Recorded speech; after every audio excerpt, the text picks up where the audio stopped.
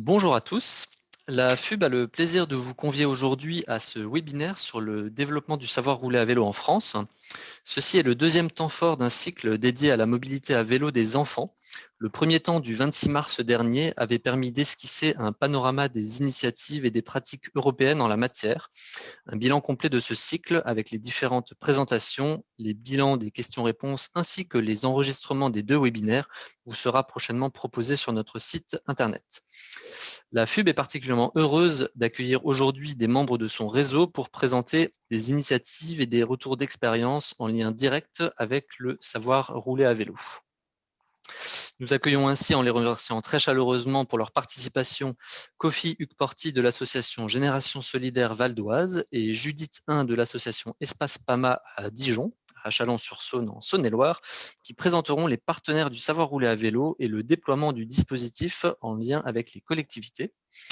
Benoît Carouet de l'association ProVélo Sud Île-de-France à Ris-Orangis en Essonne, qui présentera les méthodes pédagogiques adoptées dans le cadre du savoir rouler à vélo, ainsi qu'un focus sur la formation des moniteurs. Marie Fraissinet et Julien Cabardi de l'association Le Bonheur à vélo à Montpellier, dans l'Hérault, qui nous présenteront le savoir rouler à vélo en milieu scolaire, ainsi qu'un focus sur les questions matérielles. Et enfin, Judicaël Potonec de l'association Droit au vélo et du Centre de ressources en écomobilité à Lille dans le Nord, qui présentera plusieurs initiatives autour de la thématique de la mobilité scolaire pour aller au-delà du cadre particulier du savoir rouler à vélo. Concernant les aspects logistiques et au regard du nombre de participants, merci de noter que vous pourrez poser vos questions dans la section questions-réponses du webinaire. Des temps de questions-réponses vous seront d'ailleurs prévus à 3 reprises au cours des 2 heures. D'autre part, le webinaire sera enregistré et un replay vous sera transmis par la suite. Donc avant de donner la parole à Kofi et à Judith, et en préambule de ces présentations, je vous présente moi-même rapidement le contexte général actuel du savoir rouler à vélo. Donc, il faut savoir que la jeunesse du programme elle est issue du 9 janvier 2018, lorsque le comité interministériel à la sécurité routière, le CISR, présidé par le Premier ministre, a mis une mesure en place visant à accompagner le développement à la pratique du vélo en toute sécurité, citant explicitement la généralisation de l'opération Savoir rouler à vélo.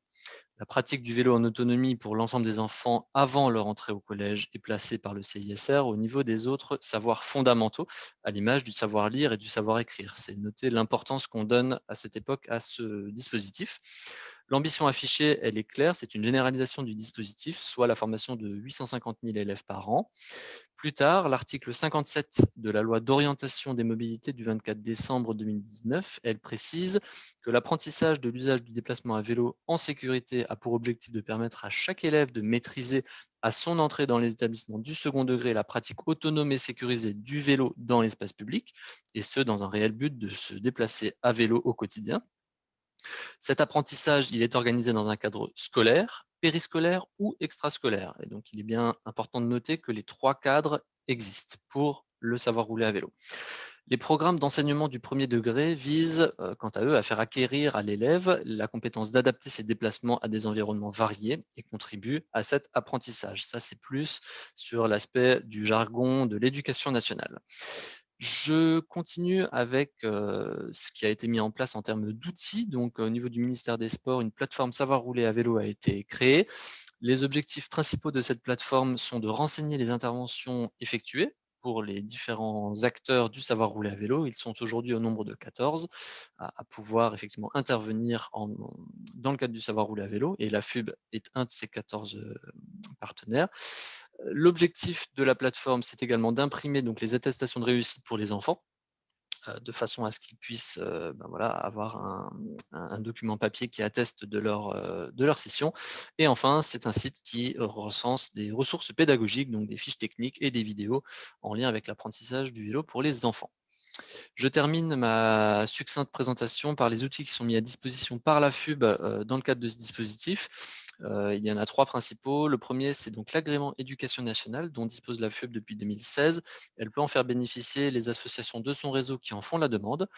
Deuxièmement, nous avons élaboré, donc c'est une équipe nationale de formateurs qui a rédigé cette fiche focus savoir rouler à vélo en autonomie pour des enfants de 8-11 ans, avec un focus mis sur le bloc 3 du savoir rouler à vélo, puisque c'est celui qui demande le plus d'investissement et qui pose le plus de contraintes administratives. Donc, l'objectif de cette fiche, c'était vraiment d'outiller toutes les personnes qui souhaitent mettre en place ce bloc 3.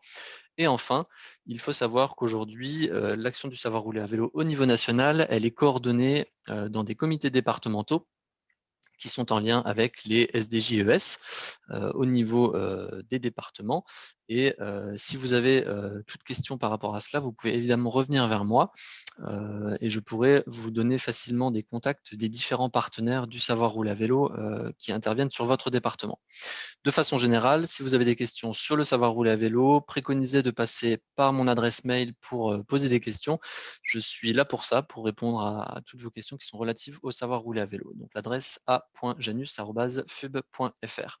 Je n'en dis pas plus et je passe la parole du coup à notre premier intervenant, Kofi Ukporti, pour le panorama des partenaires, les enjeux et les points essentiels de vigilance en lien avec la présentation du programme SRAV lorsqu'on le présente aux collectivités. Kofi, à vous la parole.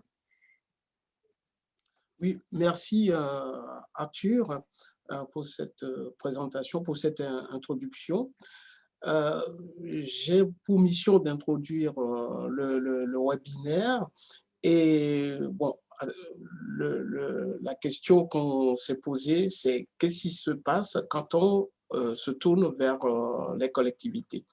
Parce que le savoir rouler à vélo se passe sur les collectivités territoriales.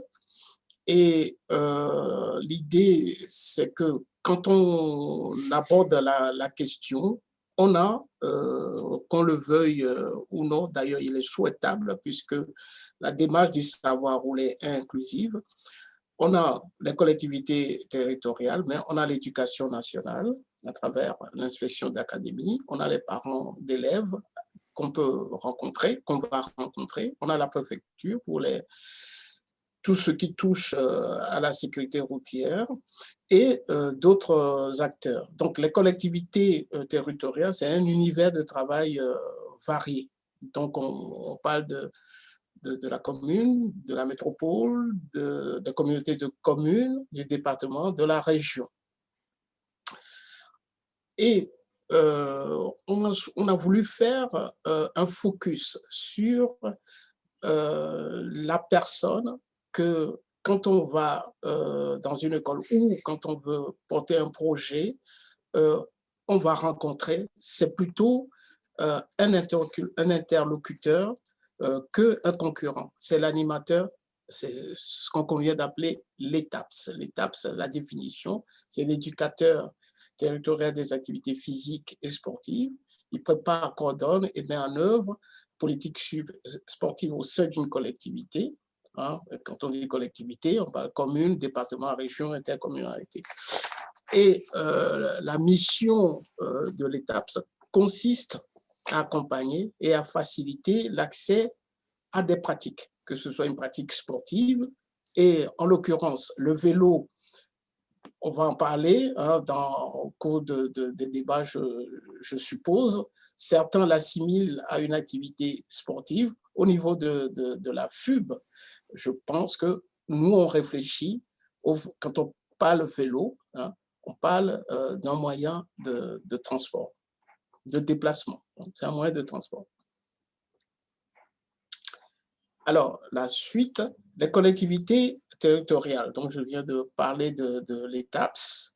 Donc, on aura à travailler avec l'ETAPS et il est très, très parfois difficile de défendre la spécificité de la mission d'une personne titulaire du brevet d'initiateur de mobilité à vélo. C'est quoi l'initiateur mobilité à vélo? C'est la personne qui, au sein d'une vélo-école, est chargée de mettre en place la formation. Donc, très souvent, on a du mal à articuler les deux missions. La suite, Arthur. Donc, au niveau de l'éducation nationale, là aussi, il faut réfléchir en termes de partenariat. Donc, l'idée de ce webinaire, c'est de réfléchir sur ces possibilités-là. Quand on rentre dans une école, on va passer forcément par l'éducation nationale, qui est un partenaire. On va rencontrer l'inspecteur d'académie et on va rencontrer les parents d'élèves. La plupart des vélos-écoles pensent que non seulement l'IMV est indispensable, l'étape indispensable pour mettre en place le savoir rouler, mais il faut accompagner, sinon proposer une formation aux professeurs d'école et aussi bien qu'aux parents d'élèves. Donc, la formation qu'on propose pour les initiateurs, mobilité à vélo, c'est une formation qu'on peut proposer aussi à ces personnes qui sont intéressées pour intervenir dans le cadre du savoir rouler à vélo. L'éducation nationale. Donc, il est essentiel, ça c'est incontournable, d'associer les enseignants à la mise en œuvre du savoir rouler à vélo en milieu scolaire. L'enjeu est d'abord pédagogique, parce que ce sont les professeurs qui valident ce que nous apportons au sein de l'établissement. D'autres entrées sont possibles. On les cite, hein, c'est-à-dire quand on parle de l'éducation populaire ou la sensibilisation au développement durable, l'EPS, le développement durable, parce que on a vu ce que ça a donné quand on a voulu, l'État a financé le coup de pouce vélo. L'idée, c'est qu'on change de comportement, qu'on utilise le vélo pour plusieurs motifs, dont la protection de l'environnement.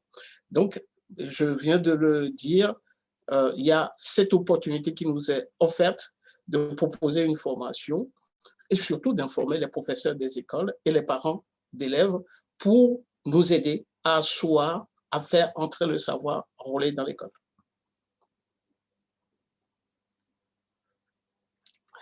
Vous avez noté qu'autour du vélo, hein, vous avez noté certainement, il y a plusieurs intervenants. Il y a des associations de militants. Il y a l'intervention des acteurs de la sécurité routière, généralement sous l'égide de la préfecture, au sein des écoles. Il y a également les associations de parents d'élèves. Vous voyez, c'est presque redondant. Chaque fois, on parle des parents d'élèves. Donc, un des aspects, les principaux enjeux, c'est de clarifier les compétences de chaque acteur. C'est-à-dire, quand on se retrouve, c'est pas, excusez-moi le terme, c'est pas pour se faire la guerre, mais c'est au contraire, c'est pour collaborer. Au même titre que ce qui s'est passé il y a quelques années ou qui se passe encore autour du numérique. Le numérique, c'est la même démarche. Les parents d'élèves aident, des associations aident et des structures aident pour accompagner les élèves à l'acquisition des usages du numérique. Aujourd'hui, on voit à quel point le numérique est important. Donc, le vélo, pour demain, le moyen de déplacement par excellence, ça va être le vélo. Je laisse la parole à Judith qui va vous parler d'un autre aspect du savoir rouler à vélo à l'école ou en périscolaire.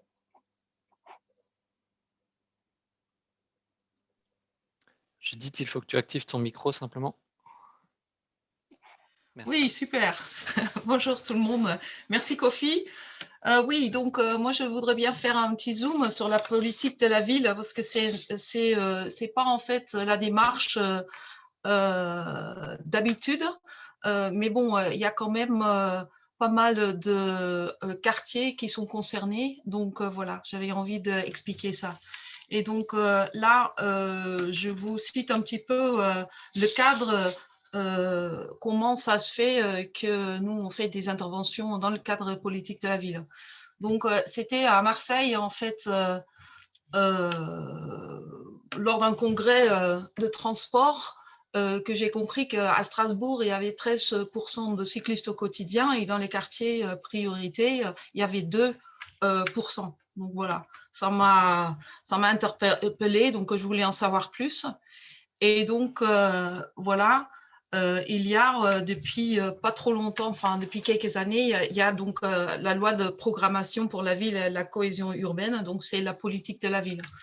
Donc, si vous cliquez sur les liens, vous pouvez avoir des petits films, tout ça. Je ne vais pas rentrer dans les détails par rapport à ça, mais elle traite donc aussi donc, tous les aspects de la vie au quotidien des habitants. Et donc, elle vise à réduire les écarts pour 450 quartiers, dont c'est sur 1500, environ 1500 quartiers qui sont concernés dans cette dispositif. Donc, c'est quand même aussi une autre en fait, possibilité de travailler ensemble et puis donc aussi de faire le savoir rouler.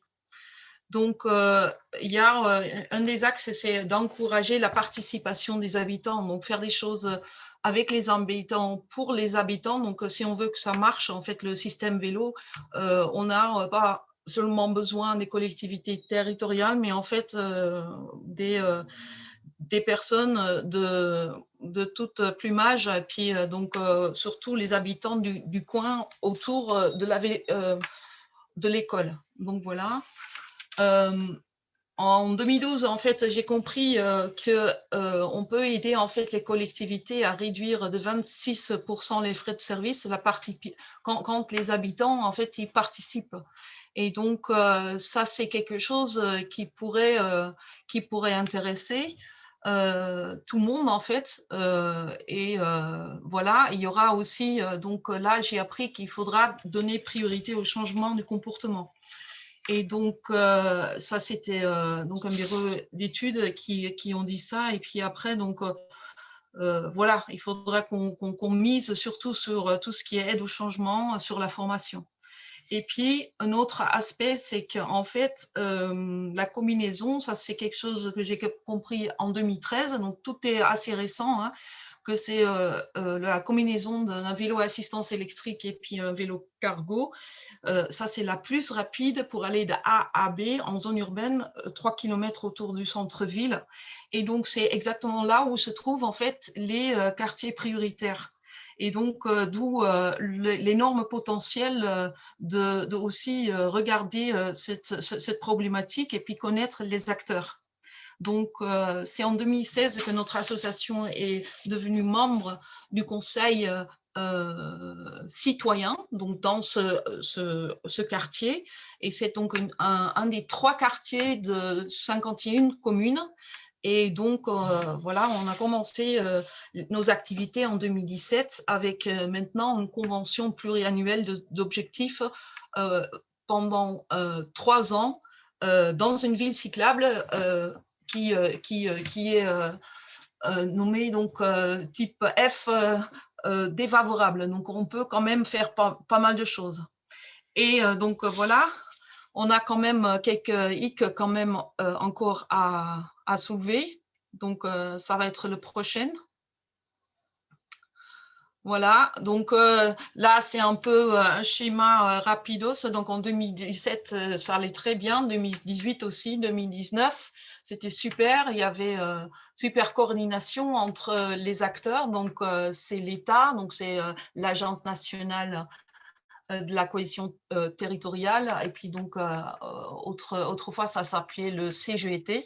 Et donc, il y avait donc la région dedans, et puis donc le département qui gère en fait la partie de l'État, et puis donc l'agglomération. Donc, il y a avec par exemple l'éducation nationale, on a donc une coordination qui gère en fait les écoles dans les quartiers prioritaires. Et donc ça, c'était top, donc avec les écoles et l'éducation nationale, avec tous les acteurs, voilà, il y avait une espèce de symbiose. Et donc, en 2019 aussi, il y a eu le plan vélo qui a vu le jour. Et puis, donc, on a pu lancer depuis avril 2019, donc les premières savoirs roulés. Et puis, ça, c'était surtout le bloc 1 et le bloc 3, parce qu'on n'était pas encore au courant comment on pouvait faire avec le bloc 3 pour amener des classes entières à l'extérieur. Donc, voilà. Et donc, en 2020, au niveau de la politique de la ville, c'est quand même très contraignant parce qu'on a eu le Covid. Donc, les écoles, enfin, voilà, on ne savait plus où on en était. Je pense que tout le monde a subi un petit peu ça.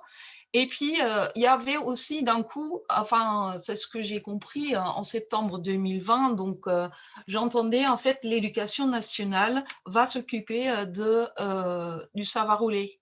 Donc, il y avait plusieurs lignes de communication. Donc, nous, on pouvait continuer en fait nos interventions, mais on n'avait plus de la coordination. Donc, voilà. Donc, on avait donc une personne qui gérait 8 écoles, et puis donc maintenant, nous, on devait en fait démarcher les 8 écoles.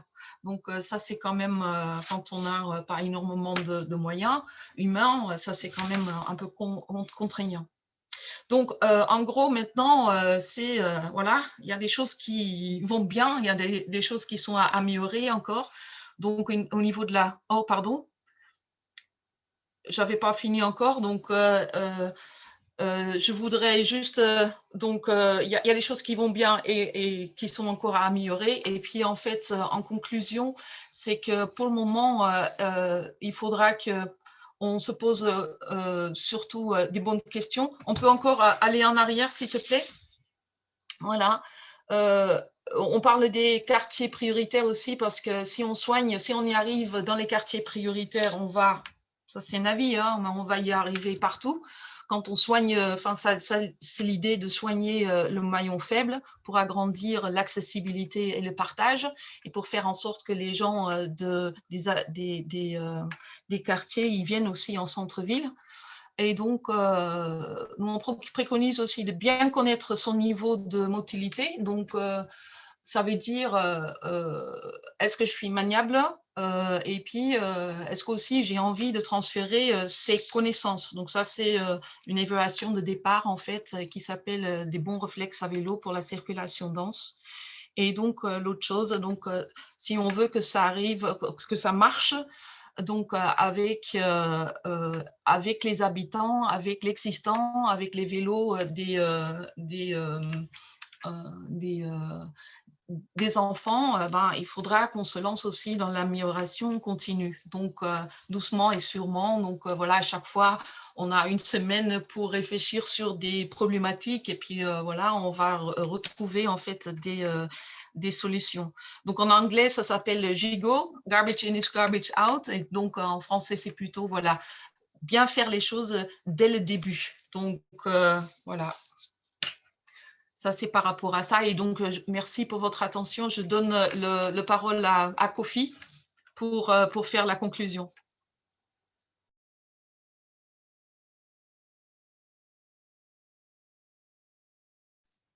Kofi, le micro.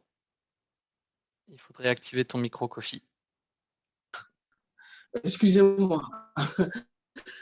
Oui, les conclusions sont, nous apprenons à partager la route avec les autres usagers. Donc, celui qui fait du vélo, il doit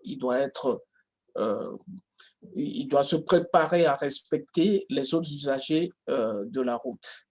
Le programme Savoir rouler participe de tout cela, de la sensibilisation et de l'accompagnement du plus grand nombre à l'accès à la culture vélo au quotidien.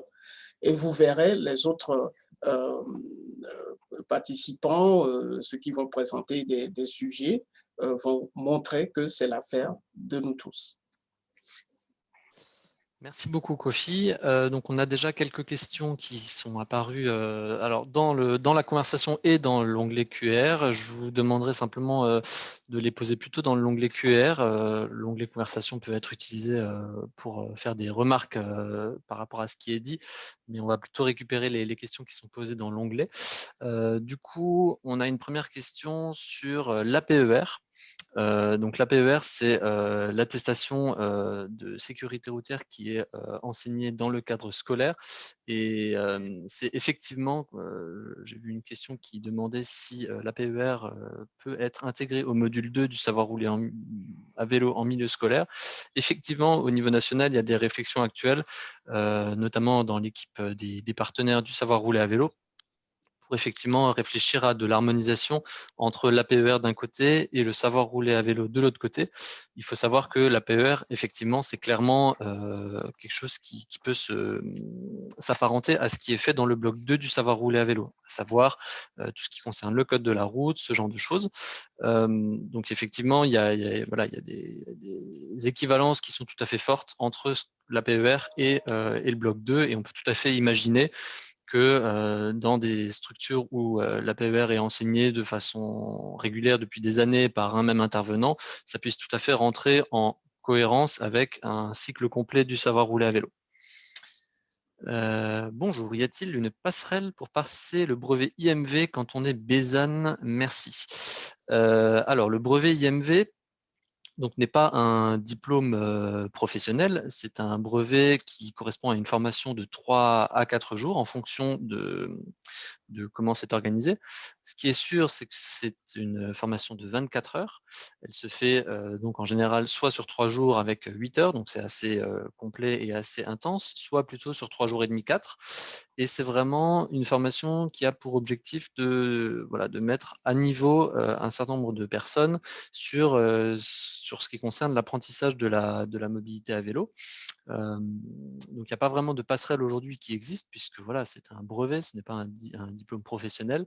Et cela étant dit, effectivement, c'est un diplôme qui peut outiller bon nombre de personnes, notamment par exemple les ETAPS, ces éducateurs territoriaux d'activité physique et sportive, qui ont toutes les autorisations nécessaires pour intervenir en milieu scolaire, mais qui n'ont pas toujours la spécificité vélo dans leur cursus d'apprentissage.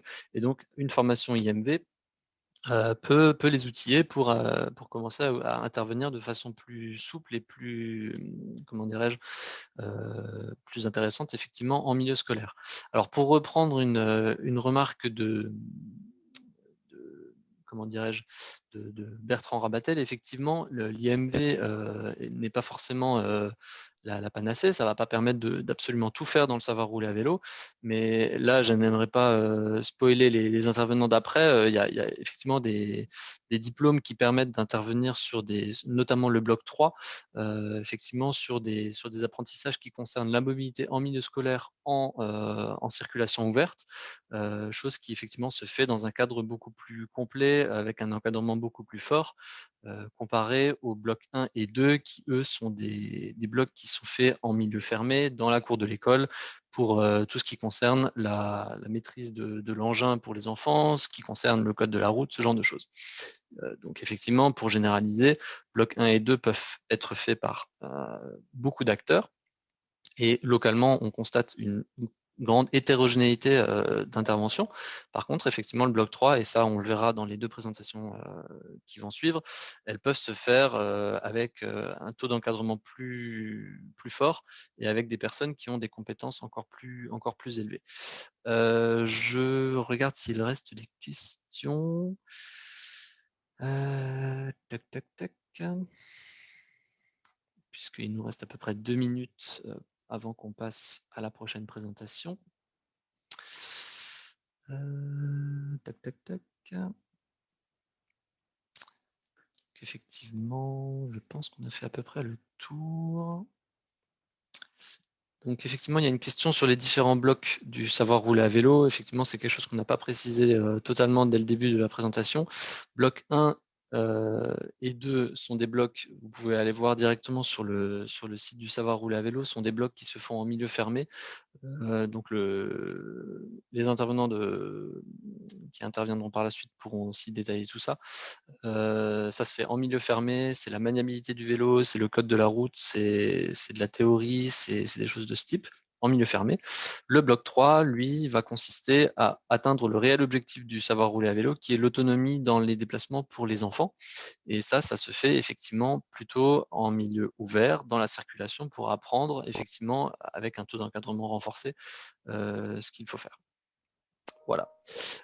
Donc je vois que les questions commencent à tomber dans le QR, c'est très bien. Je vais, au vu du temps qui nous reste, laisser la parole à l'intervenant suivant et vous pouvez continuer à poser vos questions dans le QR et on va les reprendre pour le prochain temps de questions-réponses de façon à pouvoir continuer à avancer. Je laisse donc, alors je vais déjà arrêter le partage et je laisse la parole à Benoît Caroui.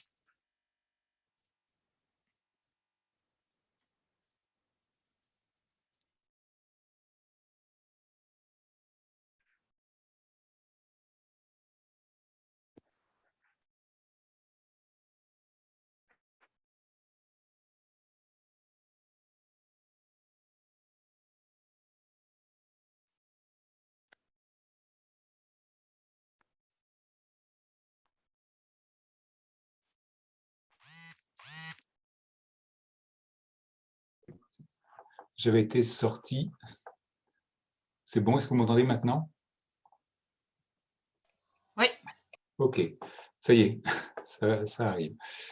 Bien, donc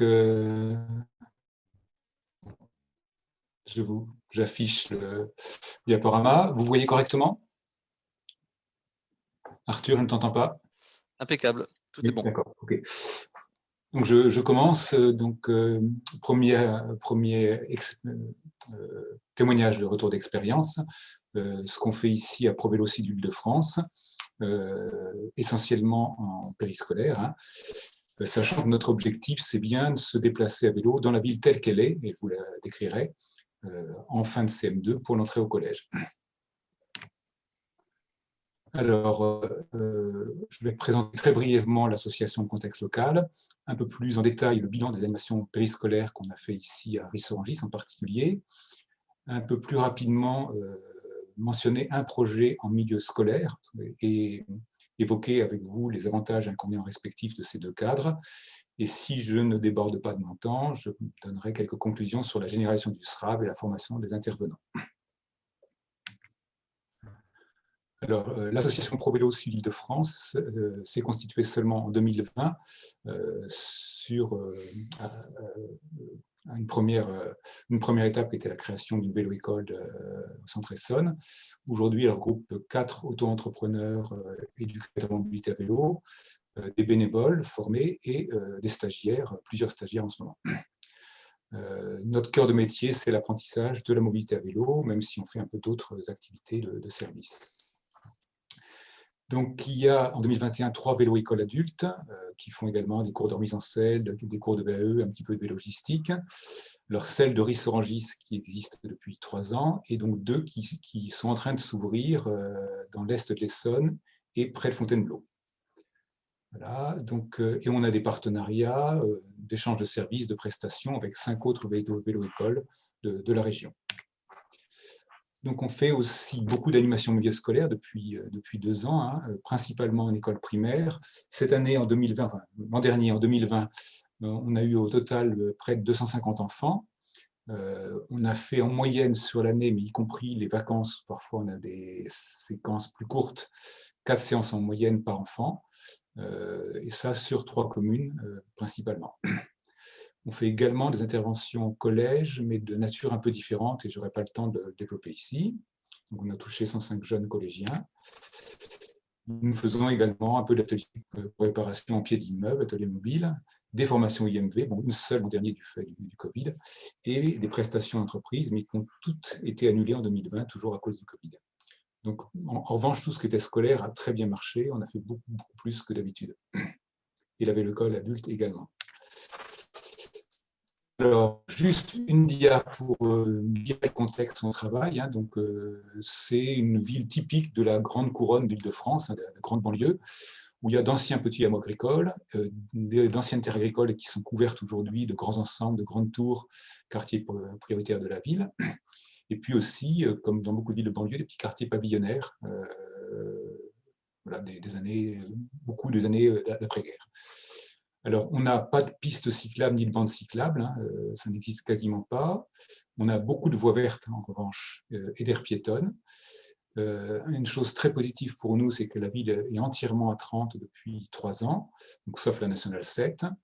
mais il y a du stationnement automobile partout, gratuit, envahissant, beaucoup de rues étroites, et grâce à la génération du code du double sens cyclable, on a tous les sens uniques qui sont double sens cyclables dans la ville. On a également beaucoup de giratoires. C'est pour vous situer les difficultés qu'on va avoir, sachant qu'il vaut mieux à la limite être cycliste que piéton quand vous voyez l'état des trottoirs dans beaucoup de rues de la ville sur la photo en bas. Malgré donc une relative facilité dans une ville à 30 où ça ne roule pas très vite, il y a très peu de cyclistes. Quand on regarde les chiffres de l'INSEE pour les gens qui travaillent à moins de 3 km, qui font un tiers des habitants de la ville, plus de la moitié prennent la voiture, 1% seulement le vélo. Ça situe un petit peu, et tout ça pour faire moins de 3 km. Les gens qui travaillent dans la ville elle-même se déplacent en voiture, pas tellement parce que c'est difficile, mais il y a une image de vélo, c'est pour les enfants, les sportifs, c'est pas fait pour se déplacer. C'est vraiment très culturel. Alors voilà ce qu'on a fait à titre d'expérience sur la ville de Ris-Orangis. C'était assez proche dans les autres villes. On avait des activités, enfin pour les vacances en tout cas. Sur Ris, on avait des activités éducatives tous les mercredis matin dans 2 écoles différentes, avec des séquences qui nous permettaient d'avoir 5 à 7 séances de 2h30 ou 3 heures. Donc assez confortable pour atteindre l'objectif. Et on a travaillé tous les jours des vacances apprenantes en juillet, août, février, et ça sera encore le cas en avril. Voilà. Donc, le format standard qu'on utilise pour le périscolaire, c'est on prend maximum 12-15 enfants pour 2 encadrants, de CP à CM2, et on essaie de constituer des groupes assez homogènes pour pouvoir faire progresser tout le monde en partant d'un niveau homogène. Donc, soit c'est des débutants, donc on termine par un objectif petite balade, soit ils savent déjà faire du vélo, et l'objectif, c'est bien le bloc 3 du SRAB. Voilà. Donc, c'est ce que je viens de dire, les objectifs. Et puis, les moyens mobilisés. Donc, on a 2 adultes par groupe donc dans chacune des écoles. Dans chacune des écoles, on a un éducateur mobilité à vélo, plus un bénévole ou un stagiaire ou un salarié de la ville, ce qui nous permet de faire des sorties dès qu'on le veut. Vous verrez qu'on essaie de le faire de plus en plus tôt, parfois dès la 2e séance. On apporte pratiquement 80% des vélos. Les enfants n'en apportent que dans 10 ou 20% des cas. On n'a pas tellement le temps de s'occuper, de remettre à niveau les vélos des enfants, puis tous les enfants n'ont pas forcément de vélo dans cette ville un peu pauvre. Le parc de vélos a été financé à 50% par la région. Et les animations elles-mêmes, le temps d'animation est financé à 100% par la ville. Bon, très rapidement, la pédagogie, donc le bloc 1, c'est comme partout, dans la cour de l'école, on apprend à tenir en équilibre, à pédaler, à freiner, à maîtriser une trajectoire. Et on termine, voilà, quand on sait rouler en file indienne, ou même comme ici 2 par 2, on estime qu'on a atteint la première marche du savoir rouler. Bon, la 2e marche, c'est effectivement découvrir la mobilité avec une première approche de la cohabitation avec les autres usagers, mais en circuit fermé, donc avec les autres vélos uniquement au départ, donc dans la cour de l'école ou sur un terrain d'apprentissage, mais qui est un peu loin. On veut déjà de faire 4 km de vélo pour atteindre le terrain d'apprentissage que vous voyez, donc déjà, ça oblige à faire une première sortie rien que pour aller là. Donc on travaille beaucoup, le céder le passage, voilà, le freinage, le ralentissement, la maîtrise de la vitesse, des trajectoires, etc. Et le bloc 3, donc celui sur lequel on investit un maximum, c'est la plus grande partie de notre temps, donc c'est se déplacer en situation réelle. Donc quand on a un groupe qui savait déjà pédaler au départ, on a au moins 3-4 séances de ce type-là. Donc il s'agit de cohabiter avec les autres usagers, les voitures, mais aussi les vélos, le peu qu'il y a, mais ceux des voisins c'est déjà beaucoup, et les piétons. On fait 3 étapes, c'est savoir se déplacer en groupe, puis en semi-autonomie, puis seul. Alors, seul, c'est uniquement pour les enfants de plus de 8 ans. On ne le fait pas du tout pour les CP et CE1, on le fait à partir du CM1. Voilà. Donc, je vous détaille un petit peu comment on fait pour apprendre à rouler en ville pour de vrai. On roule d'abord en groupe encadré, alors en minibus la plupart du temps, ou parfois en file indienne. Et ça, on peut le faire avec tout le monde, y compris avec des enfants qui sont encore pas super à l'aise. On se rend compte qu'on peut déjà très vite sortir dans un groupe encadré. L'étape suivante, c'est un des enfants du minibus pour le faire rouler seul devant. Alors là, on y va très progressivement, bien sûr. Et on apprend à bien faire la différence. Quand on est dans le minibus, dans le groupe, c'est le conducteur qui décide de tout et tout le groupe suit. Quand on est seul, on se conduit comme n'importe qui. Il faut prendre ses décisions et respecter le code de la route. Alors voilà, on arrive à faire des déplacements où on fait à la fois de la conduite de groupe et de l'apprentissage pour un des enfants.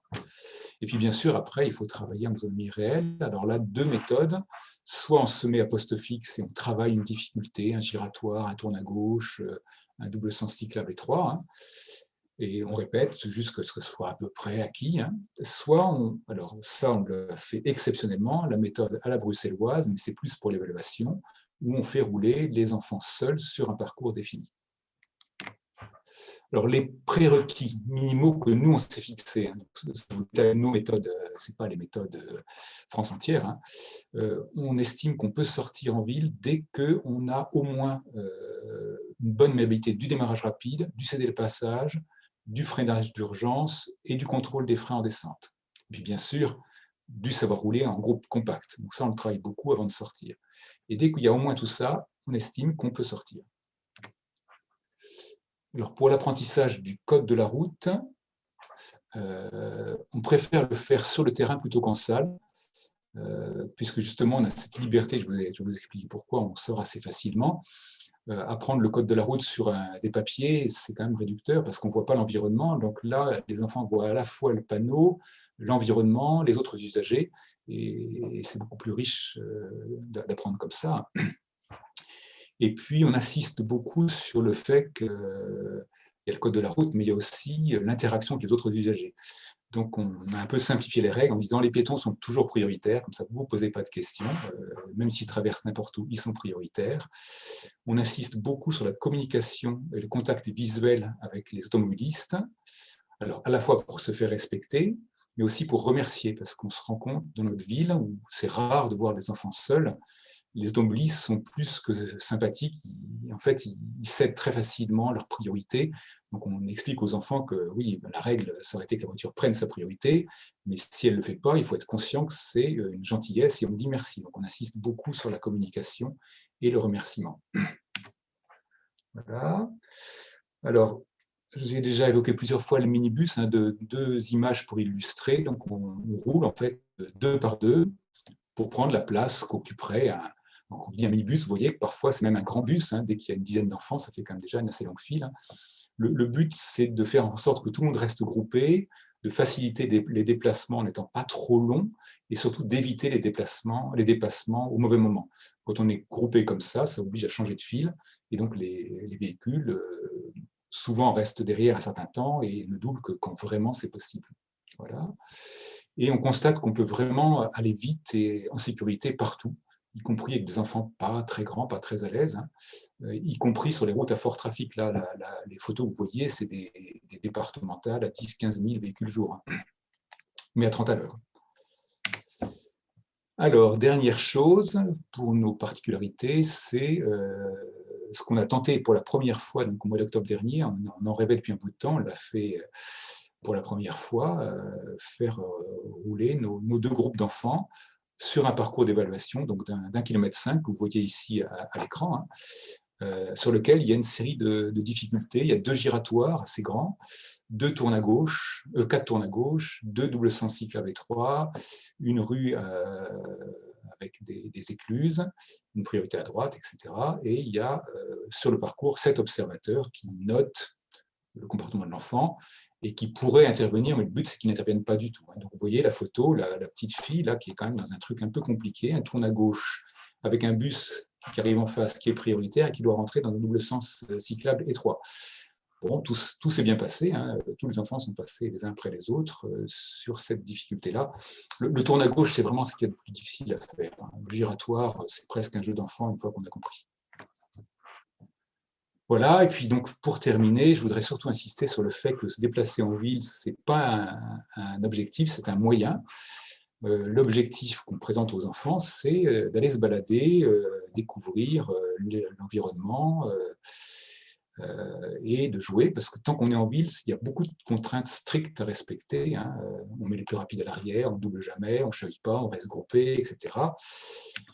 Et donc, il faut mettre ces parties exigeantes plutôt en début de séance, parce que nos séances sont un peu longues et il faut se détendre.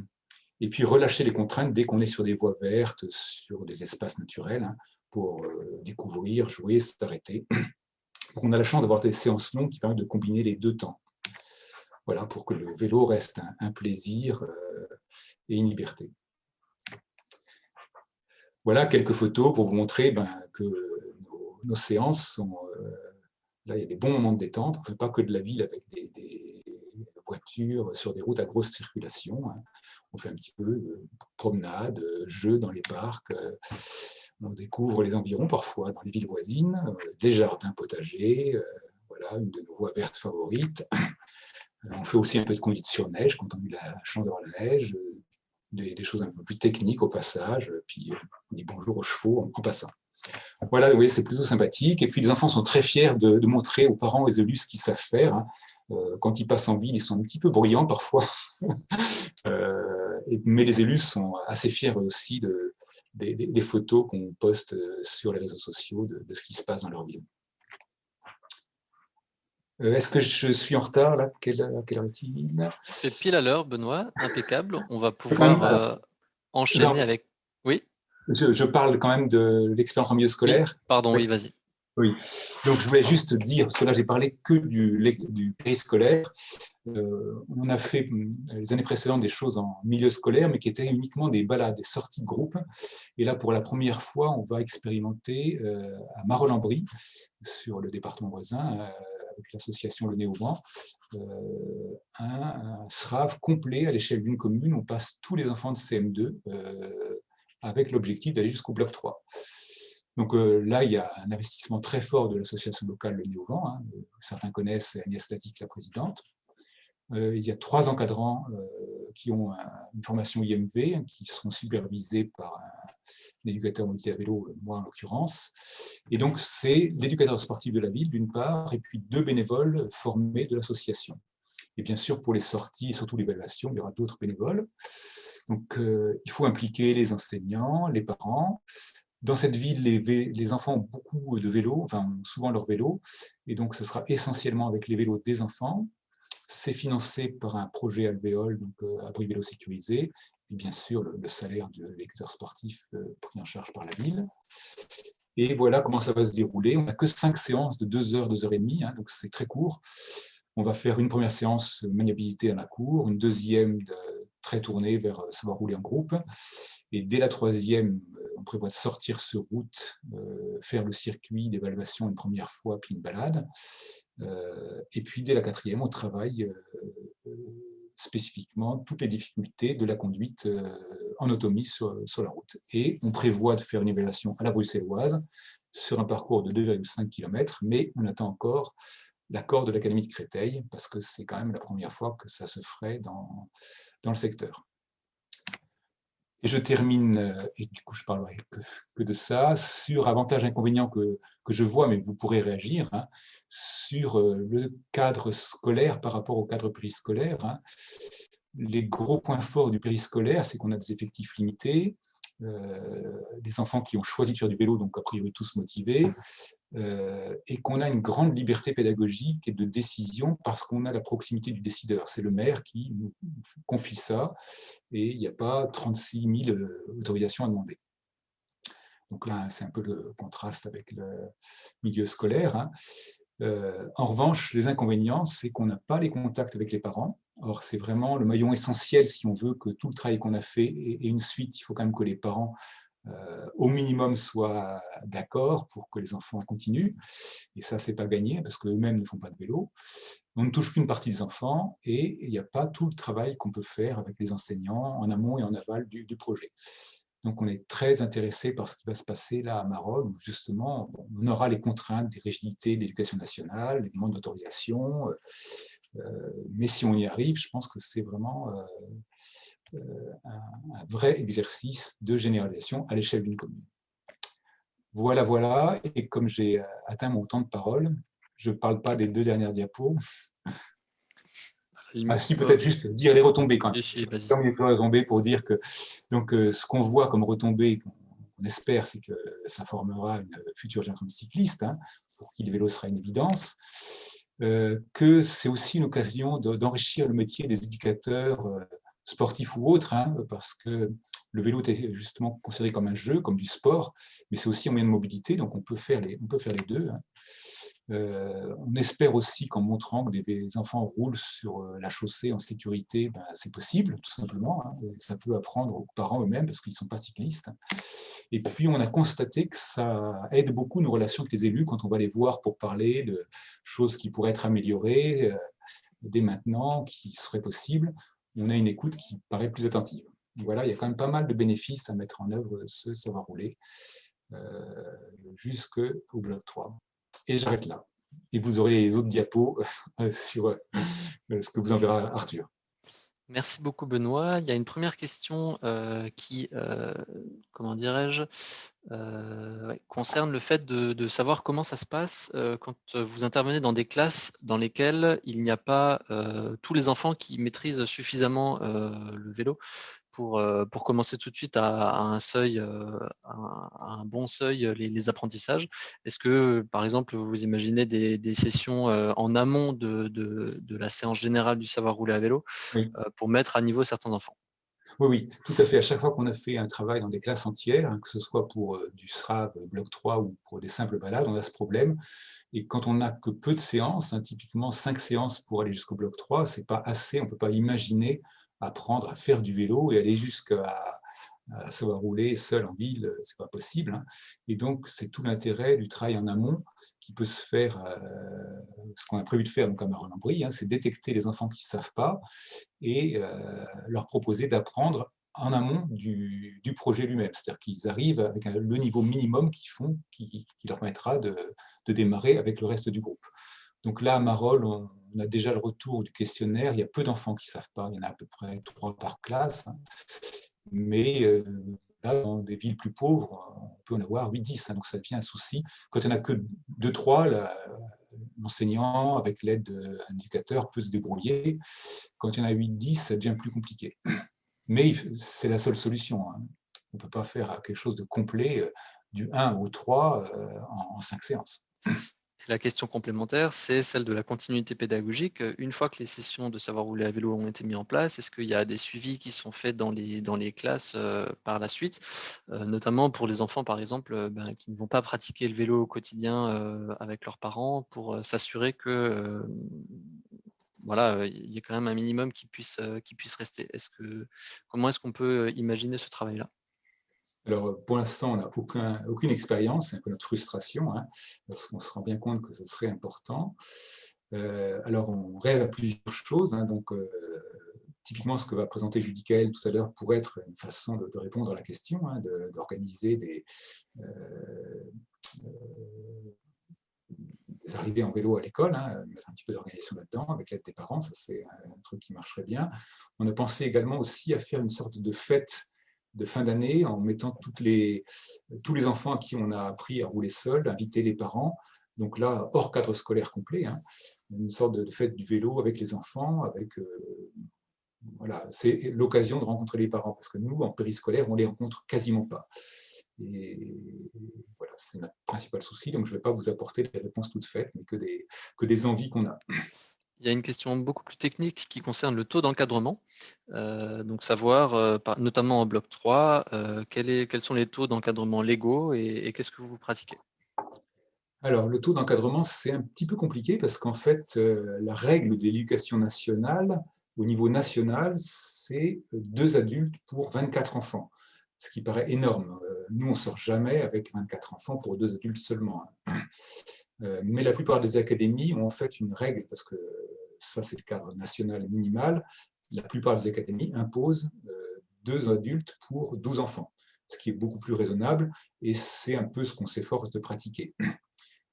Concrètement, là, pour le bloc 3, quand on a des classes de 28-30 enfants, l'idéal pour nous, c'est de faire des petits groupes de 8-10 enfants.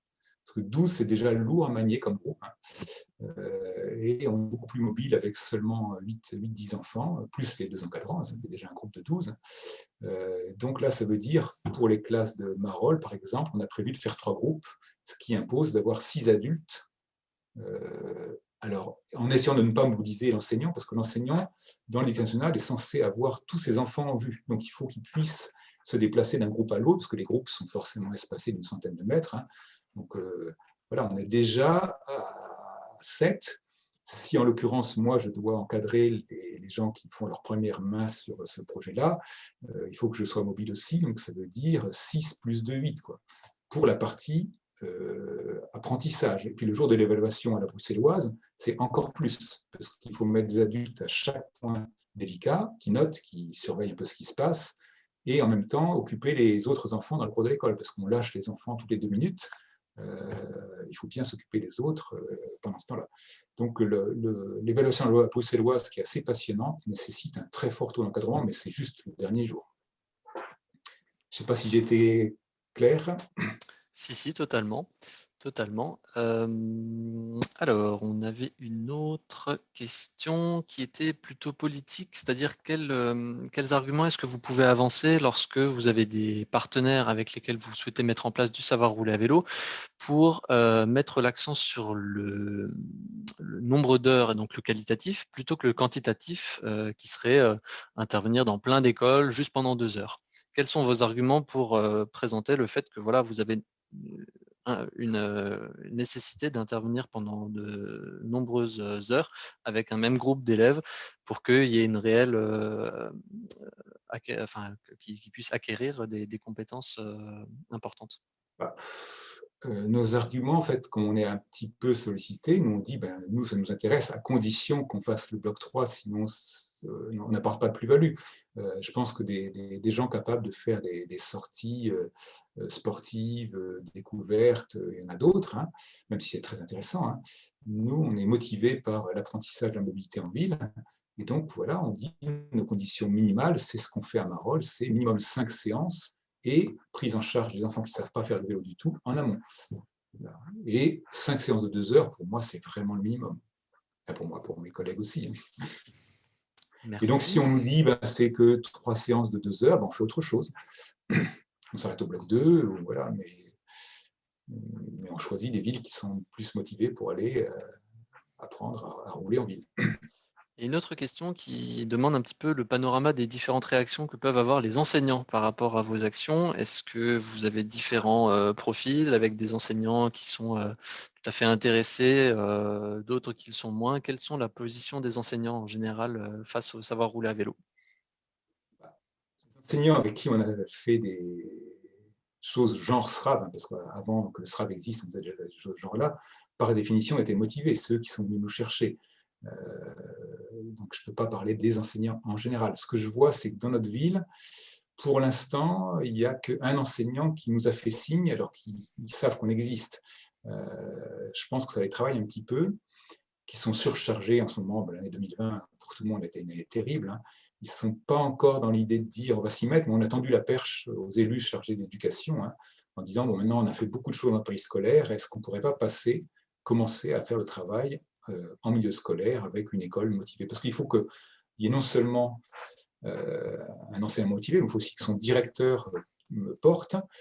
Tout ce qu'on sait, c'est que par contre, les conseillers pédagogiques de circonscription sont plutôt favorables. À chaque fois qu'on a eu besoin de l'autorisation, ça a été assez facile. Très bien. Merci beaucoup Benoît. Je vois qu'il est 15 heures, donc pour rester dans les délais, on va passer à l'intervenant suivant. Évidemment, si vous avez des questions pour Benoît, n'hésitez pas à continuer à les poser dans l'onglet questions-réponses et Benoît tâchera d'y répondre en lien avec moi-même. Je passe donc, si tu peux arrêter ton partage Benoît, du coup d'écran. Voilà. Et du coup, Marie Fraissinet et Julien Cabardi de l'association Le Bonheur à vélo à Montpellier dans l'Hérault, à vous la parole. Et à vous l'écran de partage. Bonjour. Bonjour. Alors, est-ce que vous voyez bien notre écran? Tout à fait. Super. Donc c'est Julien et Marie du Bonheur à vélo, une vélo-école montpelliéraine qui a été créée récemment, en septembre 2020. On va essayer de vous présenter ce qu'on a réussi à mettre en place depuis 6 mois, et puis vous présenter en premier lieu la genèse en fait de l'association, les stages SRAV dans le cadre scolaire principalement, et puis un bilan d'activité sur ces 6 premiers mois.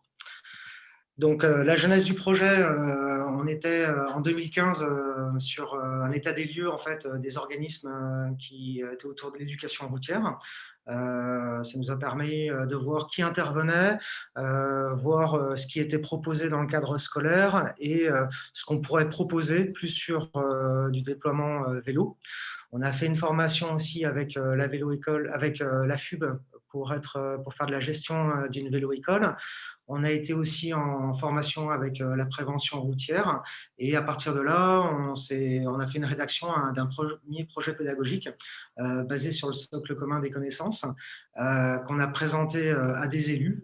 Mais à l'époque, en 2016, les portes étaient complètement fermées pour ouvrir une vélo-école. Et puis, dans les 4 ans qui ont suivi, on a eu un contexte à Montpellier qui a un petit peu changé. Il y a eu un mouvement citoyen, je suis un des 2, qui s'est mis en place, qui a rassemblé jusqu'à 2600 personnes pour dire aux élus et aux collectivités: on voulait mettre en place du vélo, on voulait des pistes cyclables, une solution vélo globale. Nous, pendant ce temps-là, on était dans des actions interassociatives avec Vélocité, où on participait en fait à des actions. On a fait une veille institutionnelle, on a rencontré avec les acteurs parisiens voir un petit peu la promotion du vélo, comment on pourrait améliorer nos programmes, comment on pourrait réussir à mettre en place notre projet. Il y a eu la loi d'orientation des mobilités qui a mis en place le programme national Savoir rouler à vélo en 2019. On s'est réunis pendant un été, en 2020. Il y avait une volonté politique locale de développer la part modale du vélo aux dernières élections municipales. Et on a créé l'association en septembre 2020. Donc, l'association, on l'a créée pour promouvoir le déplacement du vélo des générations futures. On voulait offrir une formation de qualité, qui permette à des enfants de rouler en toute autonomie. Et puis, il y avait besoin d'une réponse forte à faire sur le territoire. Tout le monde nous reparlait de notre projet, de la vélo-école, et souhaitait qu'on le mette en place. Donc, on était 8 citoyens investis dans le milieu associatif et des professionnels de l'encadrement, donc des brevets d'État, et puis aussi des professeurs qui font partie de notre association. Donc, on a créé l'association le 31 août. On a eu un rendez-vous avec la DSDEN pour valider notre programme pédagogique et puis signer une convention avec eux. Et puis, le 9/09, on a fait une première expérimentation à l'école Périclès de Montpellier.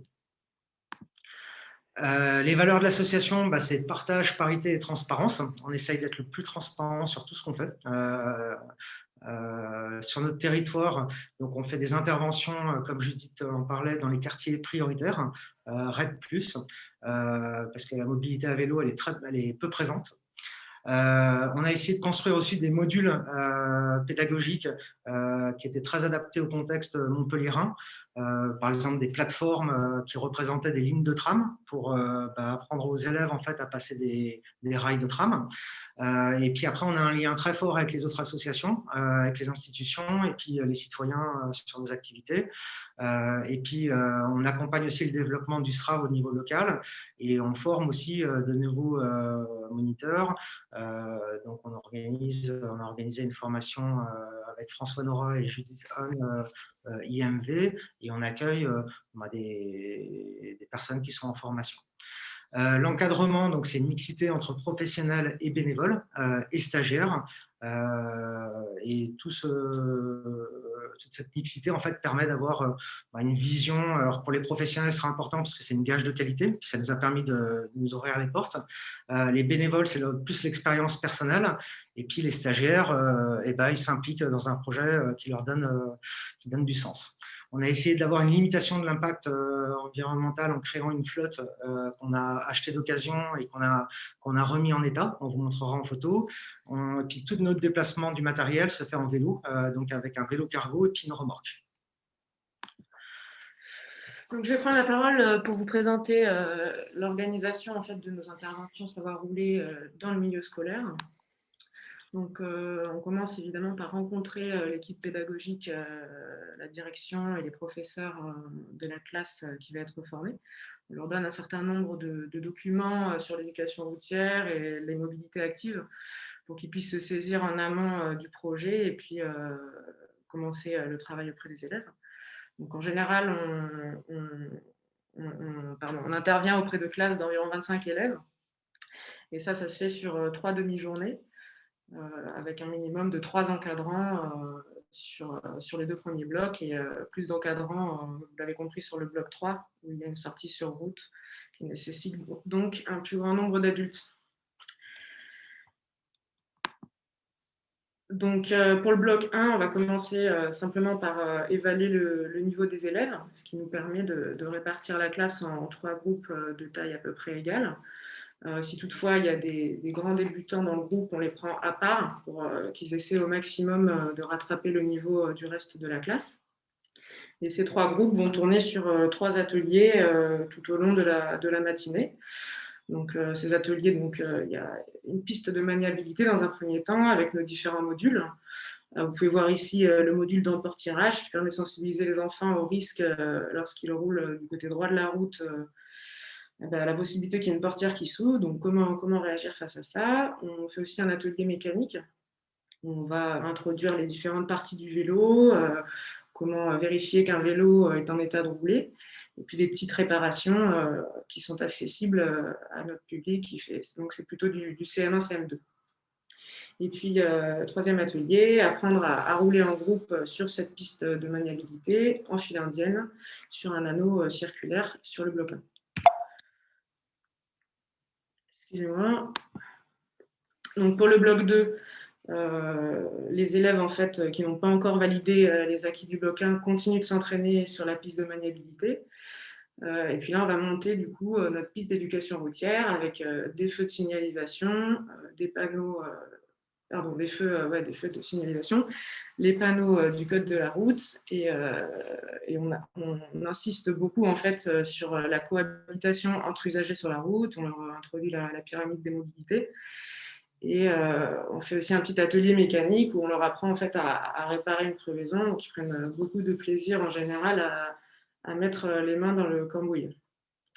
Et avec l'autorisation de la direction et si le niveau des enfants le permet, on commence déjà à essayer de sortir sur le bloc 2 pour préparer en fait le petit parcours que les enfants vont faire sur la sortie du bloc 3. Donc le bloc 3, comme le disait Benoît, c'est un petit peu l'objectif final et concret du savoir rouler. Donc nous, on continue en fait, on laisse nos pistes d'éducation routière et de maniabilité pour que les enfants, les groupes qui ne sont pas sur la route continuent de pratiquer sur les pistes. Et puis, on a toujours un atelier mécanique où là, on va valider un petit peu ce qu'on a pu voir sur les 2 premiers blocs avec des jeux où on dérègle des vélos, on simule des micro-pannes et les enfants doivent trouver ce qui ne va pas sur le vélo. Et enfin, la sortie sur route où l'élève va, à un moment donné dans le parcours, tous les élèves vont passer devant pour vraiment avoir une position de meneur et ne vont pas en fait suivre un moniteur.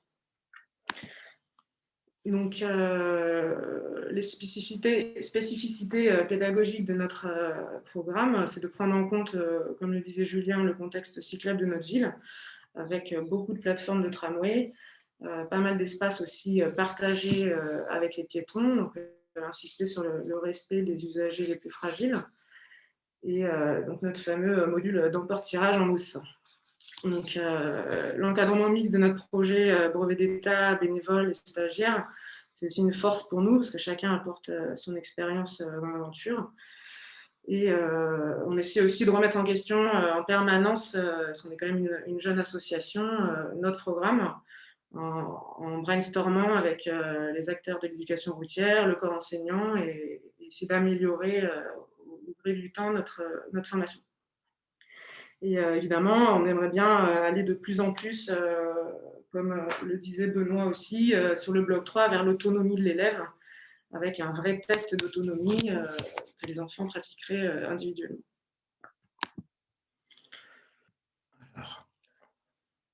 Une petite vidéo, notamment de notre matériel, qu'on aimerait bien. Je ne sais pas si vous la voyez. C'est tout bon, ouais. Donc là, en fait, on va vous présenter une petite vidéo de ce qu'on fait. On arrive le matin donc avec notre vélo cargo, notre remorque et puis les vélos. Ça a un fort impact quand on arrive dans l'école. Donc là, vous voyez en fait la petite piste d'éducation routière qu'on utilise sur le bloc 2, qu'on installe. On leur explique comment prendre un giratoire. Donc soit on s'installe dans la cour de l'école, soit à l'extérieur. Et puis, ce que vous voyez à l'image là, c'est le briefing qu'on fait en fait avant de sortir avec les enfants. Donc là, on est sur le bloc 3. Donc les enfants, en fait, chacun leur tour, vont passer devant et puis vont suivre nos instructions. Ils vont voir donner toutes les informations aux autres usagers sur la route et puis, bien sûr, respecter le code de la route. Voilà.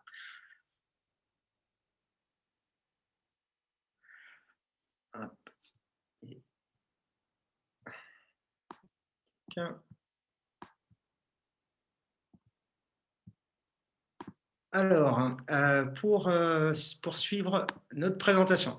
Donc, le bilan de nos actions. Donc, depuis le 1er septembre, on a formé 150 élèves au SRAV, 90% dans le cadre scolaire et 10% dans des stages vacances qu'on propose, sous un format qui est un petit peu plus long. On fait des formations de 4 demi-journées. Donc, on en refait une la semaine prochaine et la semaine d'après. On a formé donc dans le cadre d'un IMV 8 adultes. Donc la FUB en fait avait organisé cette formation. On souhaite en former d'autres. On a une formation de 15 élèves ingénieurs, parce qu'on a fait un partenariat avec une école d'ingénieurs qui interviennent avec nous dans les écoles. Donc on les a formés sur 3 jeudis après-midi et ensuite ils interviennent avec nous toutes les matinées. Et puis on a accueilli 2 stagiaires BPGEPS activité du cyclisme et un CQP prochainement à partir du mois de mai. Les demandes de subventions, donc on a fait en fait pas mal de demandes dès le départ, surtout au niveau de la métropole. Donc on n'a pas eu de subvention, mais on a eu en fait une convention de prestation pour former 484 élèves et puis soutenir aussi nos actions en REP+ pour 37 élèves, c'est-à-dire que la métropole complète le budget. On a fait une demande aussi au niveau du département de l'Hérault qui est en attente. C'était surtout pour du matériel. La sécurité routière, donc on a répondu à un plan départemental d'action sécurité routière qui nous a accordé en fait une aide.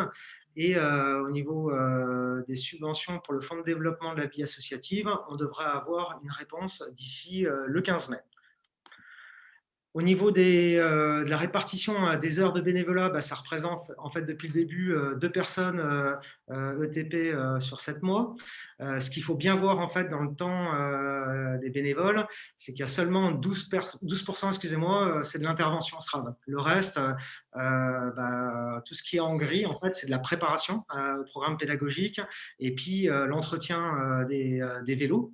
Et après, on a une grosse partie, parce qu'on est une jeune association et qu'on a beaucoup d'administratifs à faire, on a 60% du temps qui est de la relation avec les institutions, de la prospection, de la comptabilité, de la communication et puis les dossiers administratifs. On a 40 adhérents dans notre association, dont un quart qui sont des bénévoles actifs. On remercie d'ailleurs tous les bénévoles actifs qui font vivre le bonheur à vélo, parce que c'est grâce à eux en fait, qu'on arrive à faire nos interventions. Donc, la création d'une flotte de vélos, voilà, on a acheté des vélos sur le Bon Coin, on les a poncés avec les élèves, et puis on les a remontés, on les a siglés au bonheur du vélo. Ensuite, on a modifié une remorque et puis on a fabriqué tous les supports de communication. Voilà, c'est notre remorque avec les vélos dessus. Et puis on a fabriqué des modules, donc on a fabriqué avec de l'osier des voitures, la portière en mousse pour l'atelier d'emportierage. Et puis en bas, c'est le module qui représente en fait des rails de tramway et qui nous permettent d'expliquer aux enfants comment passer. Le bilan, les points forts, c'est un projet 100% vélo dans une bonne ambiance, ça on y tient. Toutes les personnes qui sont accueillies, que ce soit les enfants ou les bénévoles qui viennent encadrer, on essaie de travailler dans une bonne ambiance. On a une forte demande de l'éducation nationale pour promouvoir le SRAV. C'est un projet très fédérateur. On est sollicité en permanence, on a un appui, que ce soit des parents, que ce soit des directeurs d'école, et puis on a des parents qui viennent nous voir à la fin de nos interventions en nous disant c'est bien parce que là ça a un sens en fait par rapport à vos actions derrière. Nos enfants ont envie de se déplacer à vélo, donc on a un retour positif des parents et enseignants. Et puis après, on a une bonne communication et un soutien au niveau de la presse. Donc régulièrement, en fait, on accueille des journalistes sur nos interventions.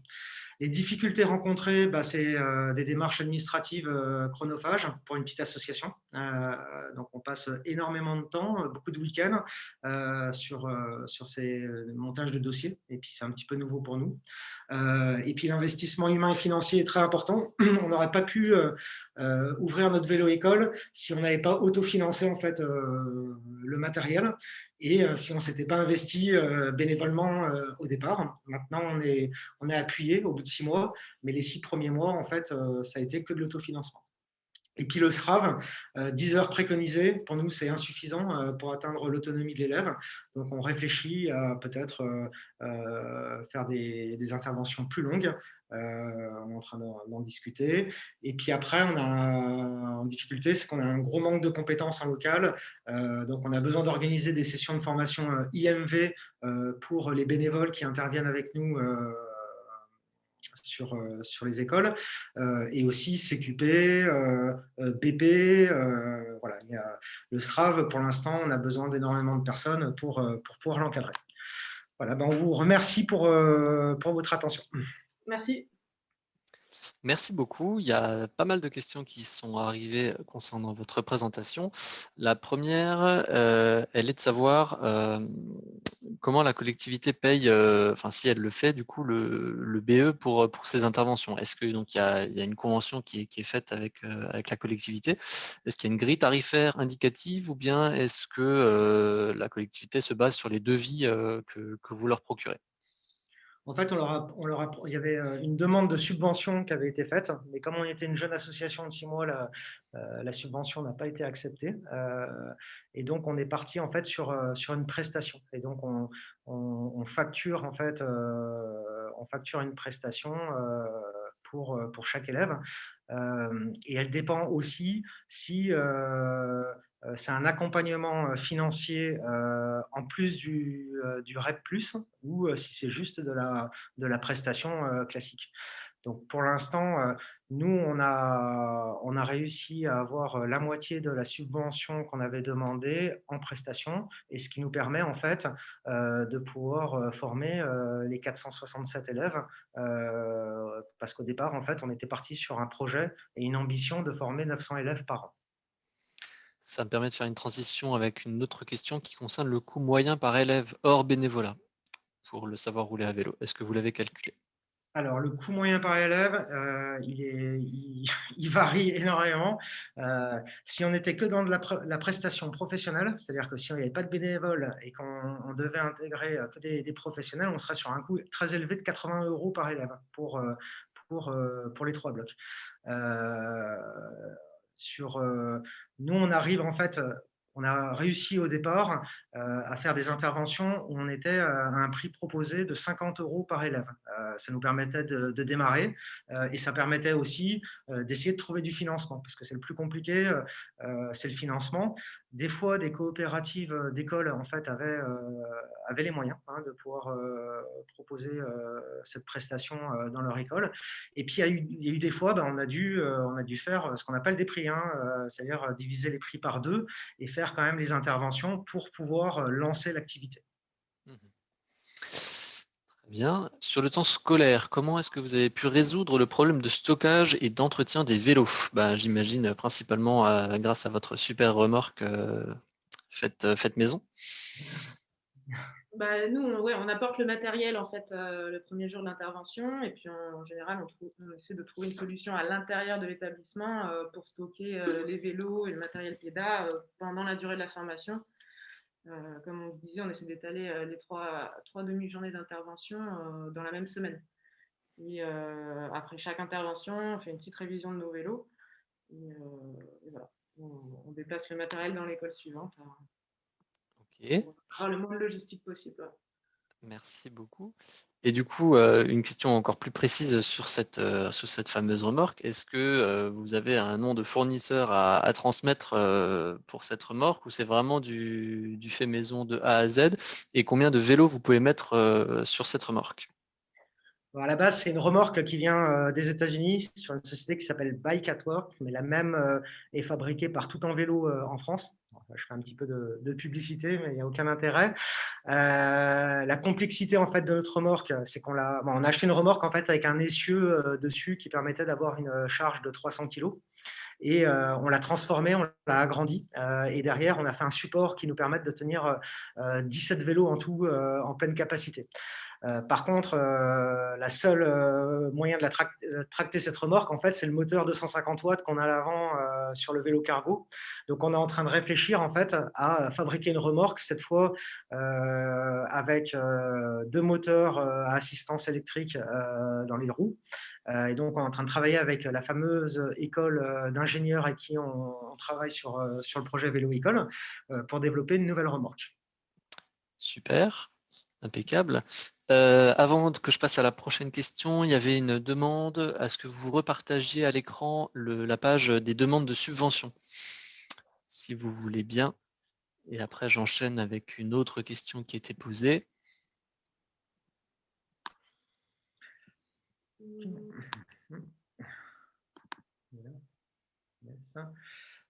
Voilà. Alors, C'était on une des partagera un dernières. document plus complet avec les annexes, où vous aurez un petit peu toutes les demandes, en fait, les partenariats en fait, institutionnels et les subventions qu'on a pu demander ou avoir. Donc, c'est la partie annexe en fait, de notre document. Qui, je le précise, sera effectivement transmise à l'ensemble des participants de ce webinaire. Donc, il y avait une autre question qui concernait les intervenants les accompagnants qui interviennent avec vous sur le bloc 3, c'est-à-dire quel est le taux d'encadrement que vous préconisez, que vous faites en pratique sur du bloc 3? Est-ce qu'il y a des IMV qui vous suivent, donc des personnes titulaires du brevet initiateur mobilité à vélo? On a vu sur votre vidéo également la police municipale qui pouvait intervenir. Quelle est un petit peu la règle de fonctionnement que vous avez sur le taux d'encadrement et les personnes qui vous suivent sur le bloc 3? Alors déjà, on fait un petit groupe de 8 enfants. Le groupe est sous la responsabilité du professeur. Donc déjà, vous avez le professeur plus un BE, donc en l'occurrence moi ou François. Et ensuite, il y a 3 bénévoles ou 3 stagiaires ou 3 parents aussi, et des parents qui nous accompagnent, minimum pour pouvoir encadrer. Alors après, on a eu la police municipale, c'était sur notre première intervention, parce que il fallait voir que quand on a été avec notre projet dire qu'on va faire sortir des enfants sur la route, il n'y a pas tout le monde qui était très très chaud. Et donc, on a eu la police municipale qui nous a aidés à encadrer, mais on leur a expliqué qu'ils n'avaient pas le droit de couper la circulation et qu'on devait vraiment respecter le code de la route. Donc, mais après, par la suite, en fait, la police municipale, si vous voulez, connaît nos interventions. On fait une déclaration en préfecture aussi à chaque fois qu'on sort sur le bloc 3. On est encore en Vigipirate, donc il y a eu des fois, comme une intervention au mois de décembre, entre le bloc 1 et 2, on a dû attendre 3 semaines, une autorisation préfecture, rectorat, pour pouvoir faire le bloc 3, parce que on était dans un quartier, La Paillade, où il y avait eu une fusillade une semaine avant, à 150 mètres de là où on intervenait, et que c'était un petit peu chaud. Voilà. Après, c'est vrai qu'on déclare, comme disait Julien, à la police notre parcours, mais on va plus aller solliciter la présence de policiers, parce qu'on arrive à s'en sortir en termes de nombre d'encadrants. Et puis, en fait, ils sont presque trop flippés, et en termes d'autonomie, c'est pas bien, quoi. Donc, ils sont au courant, mais ils viennent plus, sauf s'il y avait un problème. Ils sont toujours pas loin, ils nous font savoir. Enfin, pas loin, ils sont pas en vision, mais enfin, voilà. Si je peux juste compléter, on a fait comme on essaye faire de l'inter-assos, on essaye aussi de travailler avec toutes les associations, fondations et policiers municipaux sur notre projet. Et donc, on essaye aussi d'intégrer dans le futur, pour la rentrée 2021, des interventions avec la police municipale, mais dès le départ sur le bloc 1 et 2, et pouvoir les intégrer dans notre projet. Super.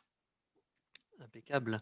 Il y a encore d'autres questions qui arrivent. Lorsque vous utilisez l'espace public pour installer votre kit pédagogique sécurité routière, comme vu sur la vidéo, est-ce que vous faites une autorisation, est-ce que vous demandez une autorisation à la mairie? Là, avec le soutien récent de la mairie, c'est vrai que c'est beaucoup plus simplifié, parce qu'on n'est pas forcément obligé d'attendre les 2 mois. On a un fort soutien pour justement accéder à l'espace public sans avoir des délais extrêmement longs de réponse. Donc, en effet, on déclare le site si la cour de l'école ne le permet pas, ou s'il n'y a pas de plateau sportif à proximité qui nous permet de faire l'intervention au sein de l'école. Super, impeccable. Merci pour ces précisions. Il y a encore une autre question qui concerne l'assurance. Est-ce que vous en souscrivez une pour faire les sorties en bloc 3? Oui, on a une assurance responsabilité civile professionnelle, Ouais. et en même temps, donc on est complètement assuré par la Maïf, en fait. Donc il y a beaucoup de discussions avec eux, parce qu'au début on était considéré comme une association sportive, et puis juste avant Noël, en pleurant un peu au téléphone, on est passé d'une cotisation autour de 1 000 € à 170 € de cotisation. Ça change beaucoup pour nous qui sommes financés, autofinancés. Effectivement, je pense que ça change beaucoup de choses dans votre budget et dans votre équilibre budgétaire, ça c'est clair. Très bien. Est-ce que la demande en brevet d'État sera permanente ou pourra évoluer vers des CQP EMV? Alors ça, je ne sais pas. On a eu une hier, j'étais en réunion en fait en copile pour le développement du savoir rouler à vélo dans l'Hérault, et avec Michel Vidal qui s'occupe du savoir rouler à vélo au niveau de jeunesse et sport, et qui m'a parlé du CQP, et qui donc à première vue qui reconnaîtrait lui le CQP, donc c'est une bonne chose. Donc nous, je dirais BE, BP, CQP. Ils n'ont pas les mêmes prérogatives, mais en tout cas, c'est des professionnels, et je pense que c'est une activité qui doit vraiment mixer les deux. Moi, je suis brevet d'État, je vois le fait d'avoir des bénévoles avec nous, l'avantage, et je vois aussi les bénévoles qui m'ont, c'est que derrière, ma carte pro nous a permis, en fait, dans l'association, de pouvoir nous ouvrir les portes et de signer assez rapidement des conventions. Très bien. Alors après, sur la question de savoir qui peut intervenir effectivement sur le bloc 3, il y aura probablement des informations et des nouvelles qui vont arriver dans les prochains temps. Effectivement, pour le moment, effectivement, c'est plus facile quand on est effectivement BPGEPS ou DGEPS.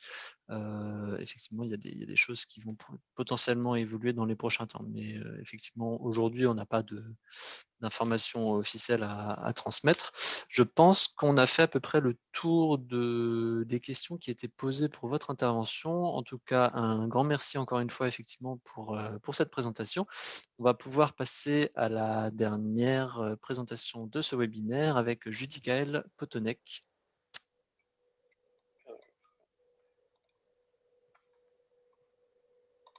Est-ce que vous voyez mon écran? Oui, Oui. impeccable. Bien. Alors, excusez-moi. Hop. Voilà. Bonjour à tous. Donc, moi, je ne vais pas vous parler du savoir rouler à vélo, mais la demande qui m'a été faite, c'est de pouvoir évoquer d'autres actions ou dispositifs en lien avec la mobilité scolaire, donc plus largement que la seule question du vélo. Alors, pourquoi parler de mobilité scolaire? Parce que finalement, ça peut être certaines de ces actions peuvent être des bonnes portes d'entrée pour pouvoir amener la question du vélo dans les écoles et dans la ville. Et inversement, c'est parfois le savoir rouler à vélo qui va pouvoir permettre de poser les questions plus largement des différents, de l'accessibilité selon les modes de déplacement autour d'un établissement scolaire.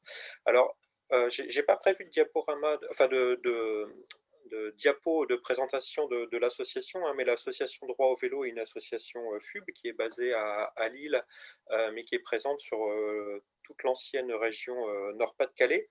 Et au sein de l'association, moi je suis plus particulièrement chargé de coordonner le CREM. Donc le CREM, c'est un centre ressources en écomobilité, donc c'est pour ça qu'on déborde de la question du vélo. Et c'est une mission qui nous a été confiée par le Conseil régional des Hauts-de-France et l'ADEME des Hauts-de-France. Alors, ce qui fait que dans mon propos, je vais évoquer plusieurs actions, expériences telles que je les connais moi dans les Hauts-de-France, mais qui ont des échos dans vos différentes régions, bien évidemment. Alors, je n'arrive pas à passer mes diapos.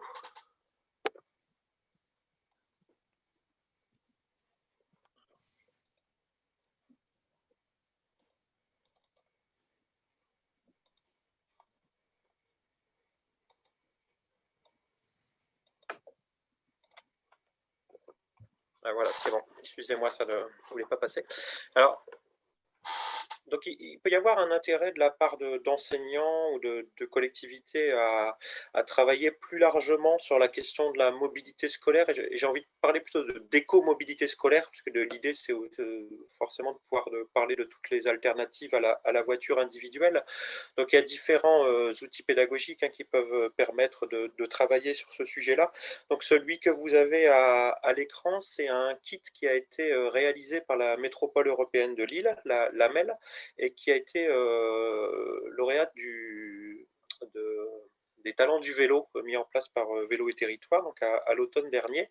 Et c'est un livret qui a été réalisé en partenariat avec le rectorat, l'Académie de Lille. Donc voilà, je précise ça parce que du coup, au niveau des activités proposées et des messages, l'idée c'était vraiment d'avoir quelque chose qui soit bien adapté au contenu des programmes scolaires.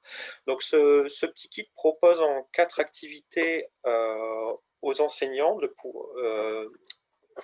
propose des activités clés en main aux enseignants pour pouvoir parler de la mobilité scolaire. Donc il y a toute une activité de school mapping qui permet aux enfants d'apprendre à se repérer à l'échelle de leur quartier et de bien comprendre quels sont les critères, notamment en termes de distance, de qualité des cheminements, quels sont les critères qui vont jouer sur leur choix de déplacement au quotidien. Dans ce livret, il y a également des activités qui vont permettre d'initier des débats autour de la mobilité. Pourquoi on choisit tel ou tel mode de déplacement au quotidien, pourquoi on trouve que c'est dangereux de se déplacer à vélo jusqu'à l'école, par exemple. On a une 3e activité où là, l'idée, c'est de travailler avec les enfants à l'organisation d'une petite manifestation autour de la mobilité pour que ce soit les enfants qui expriment eux-mêmes leurs souhaits sur ce qui pourrait être fait pour favoriser les modes actifs.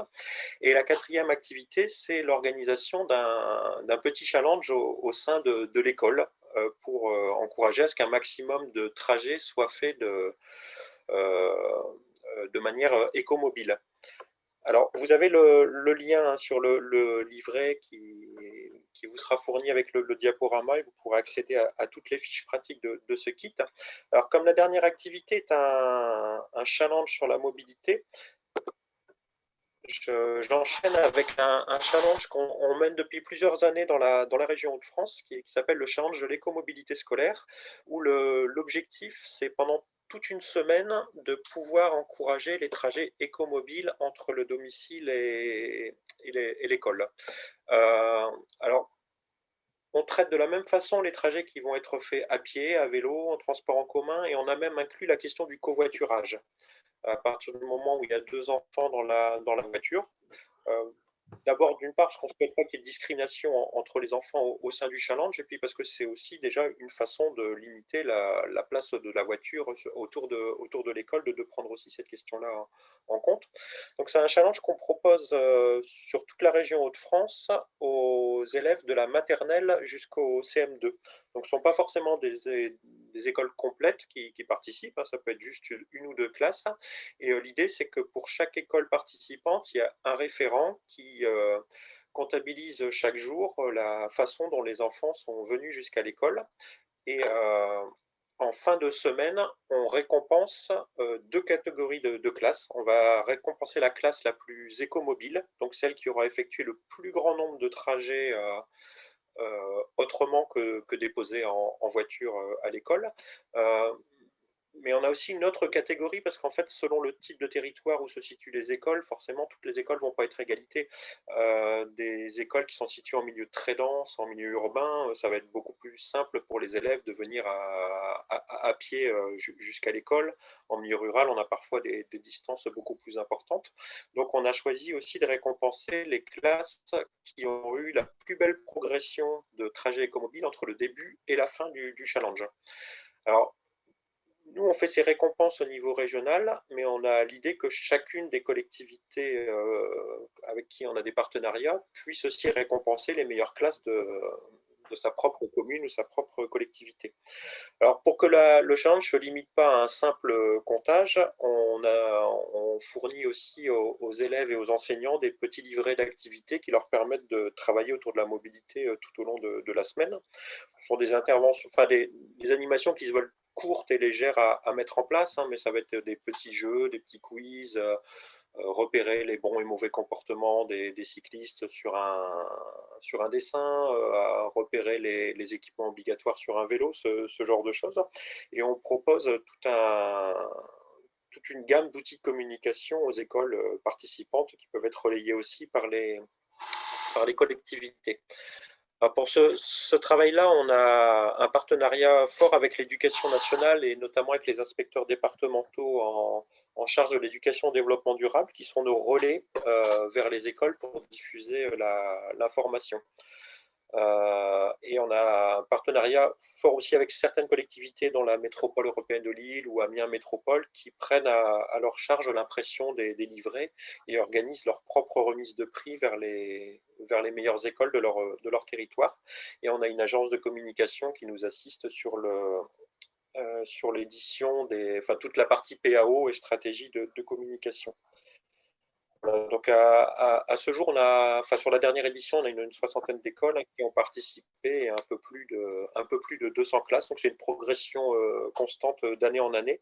Et la prochaine, on l'organise au mois d'octobre. Jusqu'à maintenant, on le faisait au mois de mai. Puis pour les raisons que vous imaginez, on n'a pas pu le faire au mois de mai l'an passé. Et finalement, on est resté sur la période d'octobre.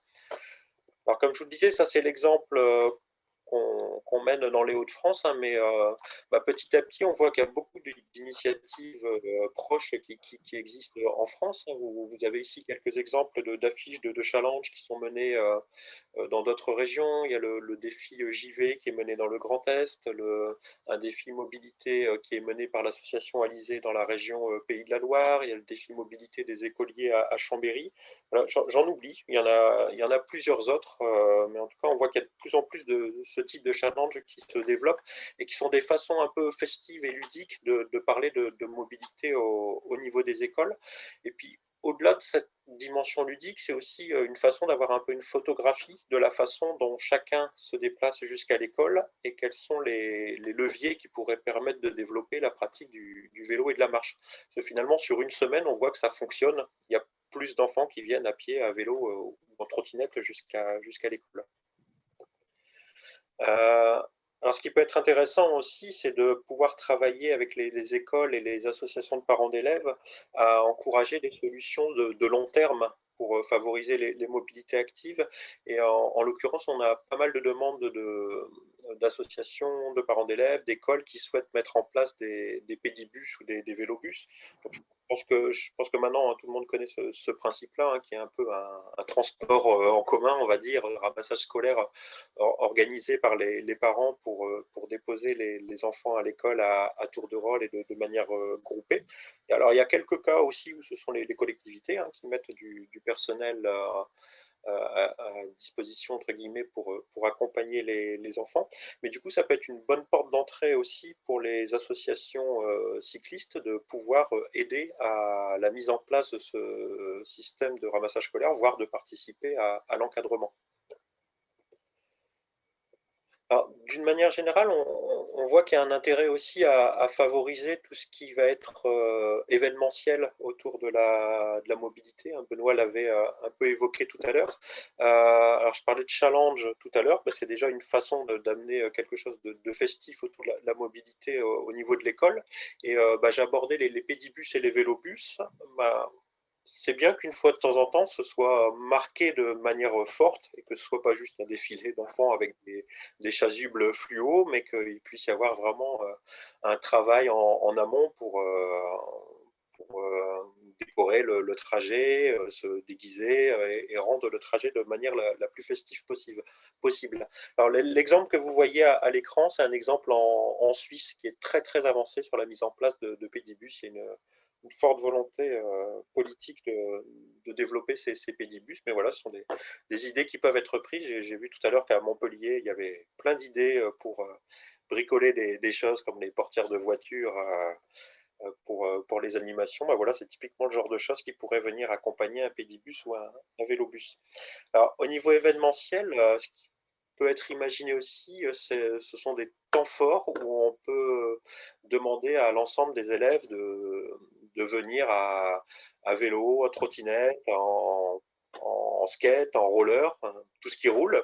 Là, les photos que vous avez à l'écran, c'était une parade qui a été organisée par une école à Lille, l'école Barak à Nice, qui participe au challenge de l'écomobilité scolaire que j'évoquais tout à l'heure et qui, en fin de challenge, a décidé d'organiser ce temps fort auquel étaient aussi invités les parents. C'était à l'époque où il y avait école le samedi matin, donc c'était plus simple à organiser. Et l'idée, c'est de permettre aux enfants, pendant une demi-heure, de circuler librement avec leur vélo, leur trottinette, leur roller dans la cour. Et les enfants étaient invités à à venir déguiser et à décorer au maximum leur vélo. Donc, du coup, ça faisait un moment très, très festif. Et du coup, ça a montré aussi qu'il était possible que beaucoup d'enfants viennent avec ces moyens de locomotion jusqu'à l'école. Alors, autre type d'événementiel qui peut être organisé sont les rues aux enfants, rues pour tous, qui se développent de plus en plus en France. Alors là, ce n'est pas forcément quelque chose qui va s'organiser dans le cadre scolaire, mais par contre, la rue d'une école peut très bien se prêter à l'organisation d'une rue aux enfants. Alors, pour que vous ayez bien en tête ce qu'est une rue aux enfants, je vous ai mis ici quelques extraits de la charte qui existe au niveau national. Donc le principe d'une rue aux enfants, c'est de pouvoir fermer une rue à la circulation motorisée de manière ponctuelle. Donc ça peut être, selon les cas, pendant une demi-journée, une soirée, pourquoi pas tout un week-end, et de faire en sorte que cette rue soit ouverte à ce que les enfants et les moins jeunes aussi puissent s'approprier la rue en toute sécurité, en toute tranquillité, et qu'elle ne soit pas simplement utilisée qu'on puisse voir qu'elle n'est pas uniquement utilisée par les véhicules motorisés. Donc la rue aux enfants, elle prend tout son sens quand elle implique un maximum d'acteurs en amont, que ce ne soit pas juste des animations proposées le jour J aux enfants. Et tout l'intérêt, c'est que ce soit bâti en amont avec les enfants eux-mêmes et avec les riverains et les associations de quartier. Et quand je dis que c'est intéressant de le faire sur une rue d'école, c'est parce que en fait, même si c'est un temps festif, la rue aux enfants, l'intérêt, c'est de le faire dans un endroit qui pourrait préfigurer une autre façon d'envisager l'espace public. Et en l'occurrence, s'approprier la rue d'une école, ça peut préfigurer une future rue scolaire ou envisager, pourquoi pas, à terme, une piétonisation d'une rue d'école. Donc ça peut être une bonne porte d'entrée aussi pour favoriser la venue à pied ou à vélo à l'école. Et pour les associations cyclistes, bah, c'est aussi l'occasion de proposer des animations en lien avec le vélo et la mobilité le jour J, puisque la mobilité n'est pas le seul sujet qui peut être traité dans le cadre d'une rue aux enfants. Donc au niveau national, la dynamique rue aux enfants, elle est portée par un collectif de 4 associations, hein, dont l'association Rue de l'Avenir, qui a déjà lancé 3 appels à projets ces dernières années. Et bah, petit à petit, on a un peu plus de 100 rues aux enfants qui ont été labellisées dans toute la France. Et progressivement, il y a une volonté de ce collectif national d'essaimer en se basant sur des relais dans chacune des régions. Donc, nous, on en est le relais dans les Hauts-de-France, hein, mais il y a des relais en région Auvergne, en Aquitaine, en Normandie, en région parisienne. Et voilà, c'est amené à se développer de plus en plus. Donc là, vous avez quelques idées quelques images de différentes rues aux enfants qui ont pu se dérouler en France. Vous voyez que ça peut être l'occasion aussi de revoir complètement la façon dont est faite la signalétique au sol dans une rue, en habillant les passages piétons. Ça peut être l'occasion de mettre en place des animations autour du vélo. Et puis on a aussi le cas où sur l'image du bas, c'était une rue aux enfants à Lille où les enfants ont défilé, organisé une petite manifestation sur la façon dont ils souhaiteraient, sur la façon dont ils imaginaient la rue sur du long terme, hein, avec leurs revendications sur des cartons. Alors, très en lien avec les rues aux enfants, d'ailleurs, j'entends parfois un des termes utilisés pour l'autre, sont les rues scolaires qui ont tendance à se développer aussi de plus en plus. Il y a plusieurs grosses villes qui en ont mis en place depuis la dernière rentrée scolaire. Ce sont les rues scolaires. Donc, le principe des rues scolaires, c'est de pouvoir fermer une rue d'école aux heures d'entrée et sortie de classe. Donc, dans l'idée de pouvoir apaiser les abords d'école et favoriser au maximum la venue à pied, à vélo, à trottinette jusqu'à l'école. Donc la photo que vous avez là, c'était prise devant une école lilloise. Donc ce sont 2 barrières qui sont refermées par des agents de la ville chaque matin, mais qui laissent l'espace pour des vélos et même pour des vélos cargo. Donc ça peut passer. Donc c'est fermé juste pendant une demi-heure à la circulation motorisée. Alors, je n'ai pas prévu de développer ici l'idée des rues scolaires, mais sachez qu'il y a eu un webinaire très récemment organisé par Rue de l'Avenir et le CEREMA qui portait sur l'apaisement des abords d'école et qui a laissé une très grosse place aux rues scolaires. Et tous les diaporamas et les interventions sont disponibles sur le site de Rue de l'Avenir. Donc, si le sujet vous intéresse, je vous engage vraiment à aller y jeter un œil, parce qu'il y avait vraiment beaucoup d'expériences intéressantes qui étaient développées ce jour-là. Alors, on mettra les liens. On mettra les liens dans le résumé du cycle de webinaire. Pas de souci. D'accord.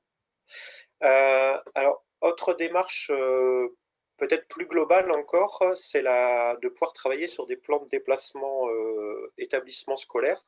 Donc, le plan de déplacement, alors, selon les cas, on peut aussi parler de plan de mobilité scolaire. Je sais qu'en Picardie, on parlait de plan de déplacement jeune. Voilà, ça peut prendre diverses appellations. Mais l'idée générale, c'est d'avoir tout un plan d'action pour améliorer l'accessibilité pour les alternatives à la voiture individuelle autour d'un établissement scolaire, qu'il s'agisse d'une école primaire, d'un collège ou d'un lycée, ou même une université.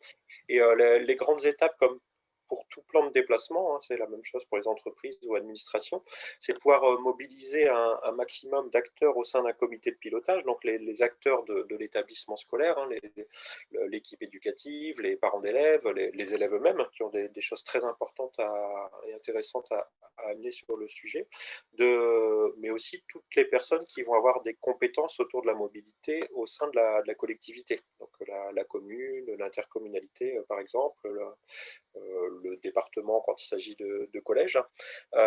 Et à partir de ce comité de pilotage, l'idée c'est de pouvoir avoir tout un diagnostic sur la façon dont chacun se déplace, quels sont les freins à la mobilité active et quels sont au contraire les leviers qui peuvent être activés pour faire en sorte qu'un maximum d'enfants puissent venir à pied, à vélo, en trottinette jusqu'à l'école.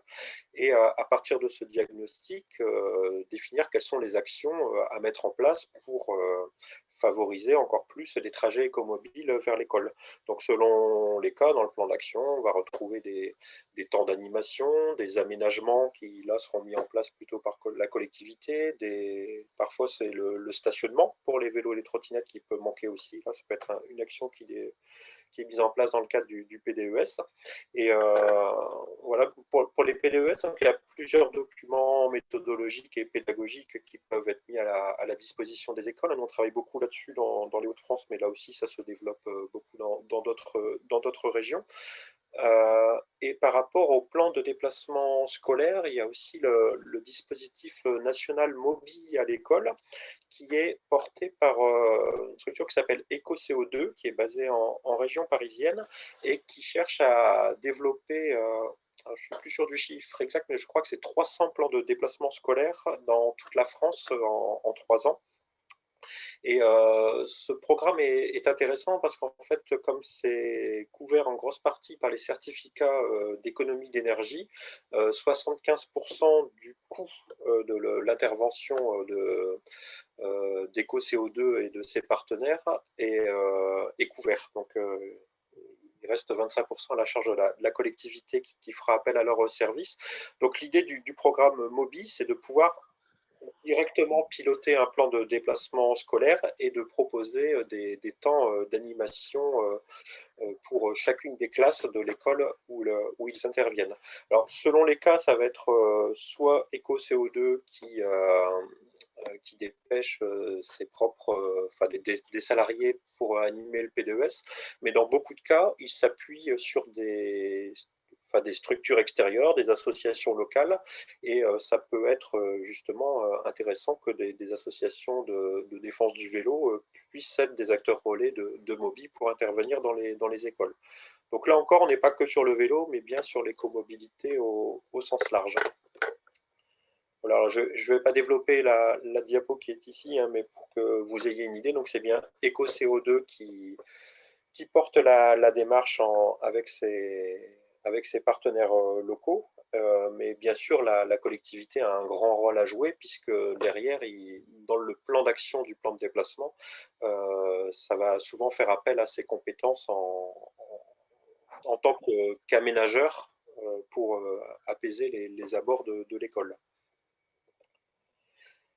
Et je crois que c'est ma dernière diapo. Sur toute la question de l'écomobilité scolaire, il y a un réseau national qui a été mis en place ça doit faire 2 ans maintenant, à l'initiative du Club des villes et territoires cyclables et qui est animé par l'association Vivacité Île-de-France, qui est le réseau Mobiscol. Alors, le réseau Mobiscol a déjà tout un site internet portail, un site internet ressources, mobiscol.org, où vous allez retrouver énormément de ressources sur le sujet de l'écomobilité scolaire et beaucoup de retours d'expérience. Mais au-delà de ce site, il y a aussi l'idée de pouvoir faire vivre un réseau et des échanges de pratiques, donc il y a une liste de diffusion déjà, et puis des rencontres nationales qui sont organisées chaque année. Alors, évidemment, il y a un contexte sanitaire qui fait que c'est un peu compliqué d'organiser ce type de rencontres actuellement, mais il y a déjà eu des rencontres sur Paris et sur Chambéry, et c'est vraiment des temps très, très enrichissants de pouvoir échanger sur les pratiques de ce qui se fait dans les différentes régions sur les questions d'écomobilité scolaire. Je suis arrivé sur ma dernière diapo, je ne sais pas si je me suis tenu autant, parce que je n'ai pas l'heure devant moi. Si, il n'y a pas de souci. Il est 15h52, on est en avance de 8 minutes. C'est impeccable. J'ai pas vu de questions dans le Q&R par rapport à la présentation de Judicaël, mais c'est aussi un petit peu normal puisque c'est plus des ouvertures vers tout ce qui peut être fait en lien avec le savoir rouler à vélo. Ce n'est pas le sujet en direct. Si quelqu'un souhaite effectivement poser sa question de vive voix, il a la possibilité de le faire puisqu'il nous reste 7 minutes. Moi, de mon côté, en attendant que quelqu'un se manifeste en levant la main. Alors voilà, le savoir rouler à vélo est-il susceptible de devenir un enseignement obligatoire au même titre que le savoir nager avec des informations de l'éducation nationale en ce sens? Ce n'est pas forcément une question spécifiquement pour Judicaël, mais plutôt pour l'ensemble des intervenants. Je peux répondre de mon côté au niveau de l'animation du réseau des vélo-écoles et dans la mesure où je suis ce dossier au niveau national, que effectivement la volonté est vraiment d'en faire un enseignement important. Ça a été défini comme un vécu, un objet de la vie quotidienne, l'enseignement du vélo. Et donc, effectivement, au même titre que le savoir nager, la volonté, c'est vraiment de généraliser l'apprentissage à toute une génération. Aujourd'hui, il n'est pas obligatoire dans les textes, mais clairement, la volonté politique affichée est de monter en gamme et de monter en charge sur cette question-là, de façon à ce que chaque enfant effectivement puisse avoir l'opportunité de se déplacer à vélo à partir du collège et du lycée. Et notamment dans le cadre de ces déplacements au quotidien. Je ne sais pas s'il y a un intervenant qui veut rajouter quelque chose par rapport à cette dernière question qui est très générale et qui… Ouais, je peux témoigner. En fait, on a assisté à un COPIL, donc un comité de pilotage dans notre département. Et puis, donc, le coordinateur pédagogique du département nous a montré en fait qu'il y a déjà bien des quotas, enfin des chiffres qui sont censés de faire donc chaque trimestre. D'accord? Donc, on a tous intérêt à bien saisir en fait toutes les savoirs roulés, bloc 1, bloc 2, bloc 3, et parce que en fait, on utilise déjà ces chiffres. Donc, voilà. Effectivement, Donc, ça pour me moi, permet de… derrière, ça veut dire qu'il y a bien une obligation. Et puis, à ma connaissance, ça devient être obligatoire en 2022. Mais bon, peut-être vous, à votre niveau, vous êtes plus au courant des derniers développements. Alors effectivement, moi, ça me permet de faire le lien avec une information que je peux vous donner là aujourd'hui, c'est qu'effectivement, il y a une volonté de la part du ministère des Sports que l'outil de recensement des attestations qui sont délivrées aux enfants partout en France, que ce soit sur le bloc 1, le 2 ou le 3, elle doit se faire effectivement de façon poussée et précise, de façon à ce qu'effectivement on puisse se baser sur ces chiffres-là d'un point de vue statistique pour qu'on puisse avoir une meilleure visibilité du déploiement de ce savoir rouler à vélo. Je vois que Benoît a levé la main. Oui, c'était une question à Judicaël pour savoir si à ta connaissance, Judicaël, il y a des exemples de P2S qui incluent de l'apprentissage type SRAV ou même des choses similaires dans le plan d'action du PDES. Alors, qui parle du SRAV directement, non, j'en ai pas connaissance parce que c'est très, très récent comme dispositif. Par contre, c'est souvent une des actions qui ressort du PDES de mettre en place des actions de vélo-éducation qui finalement se faisaient par beaucoup d'associations avant que le savoir rouler à vélo existe. Mais qui indique le SRAV en tant que tel, je n'ai pas d'exemple en tête, non. Je disais action d'apprentissage du vélo. Voilà, c'est ça.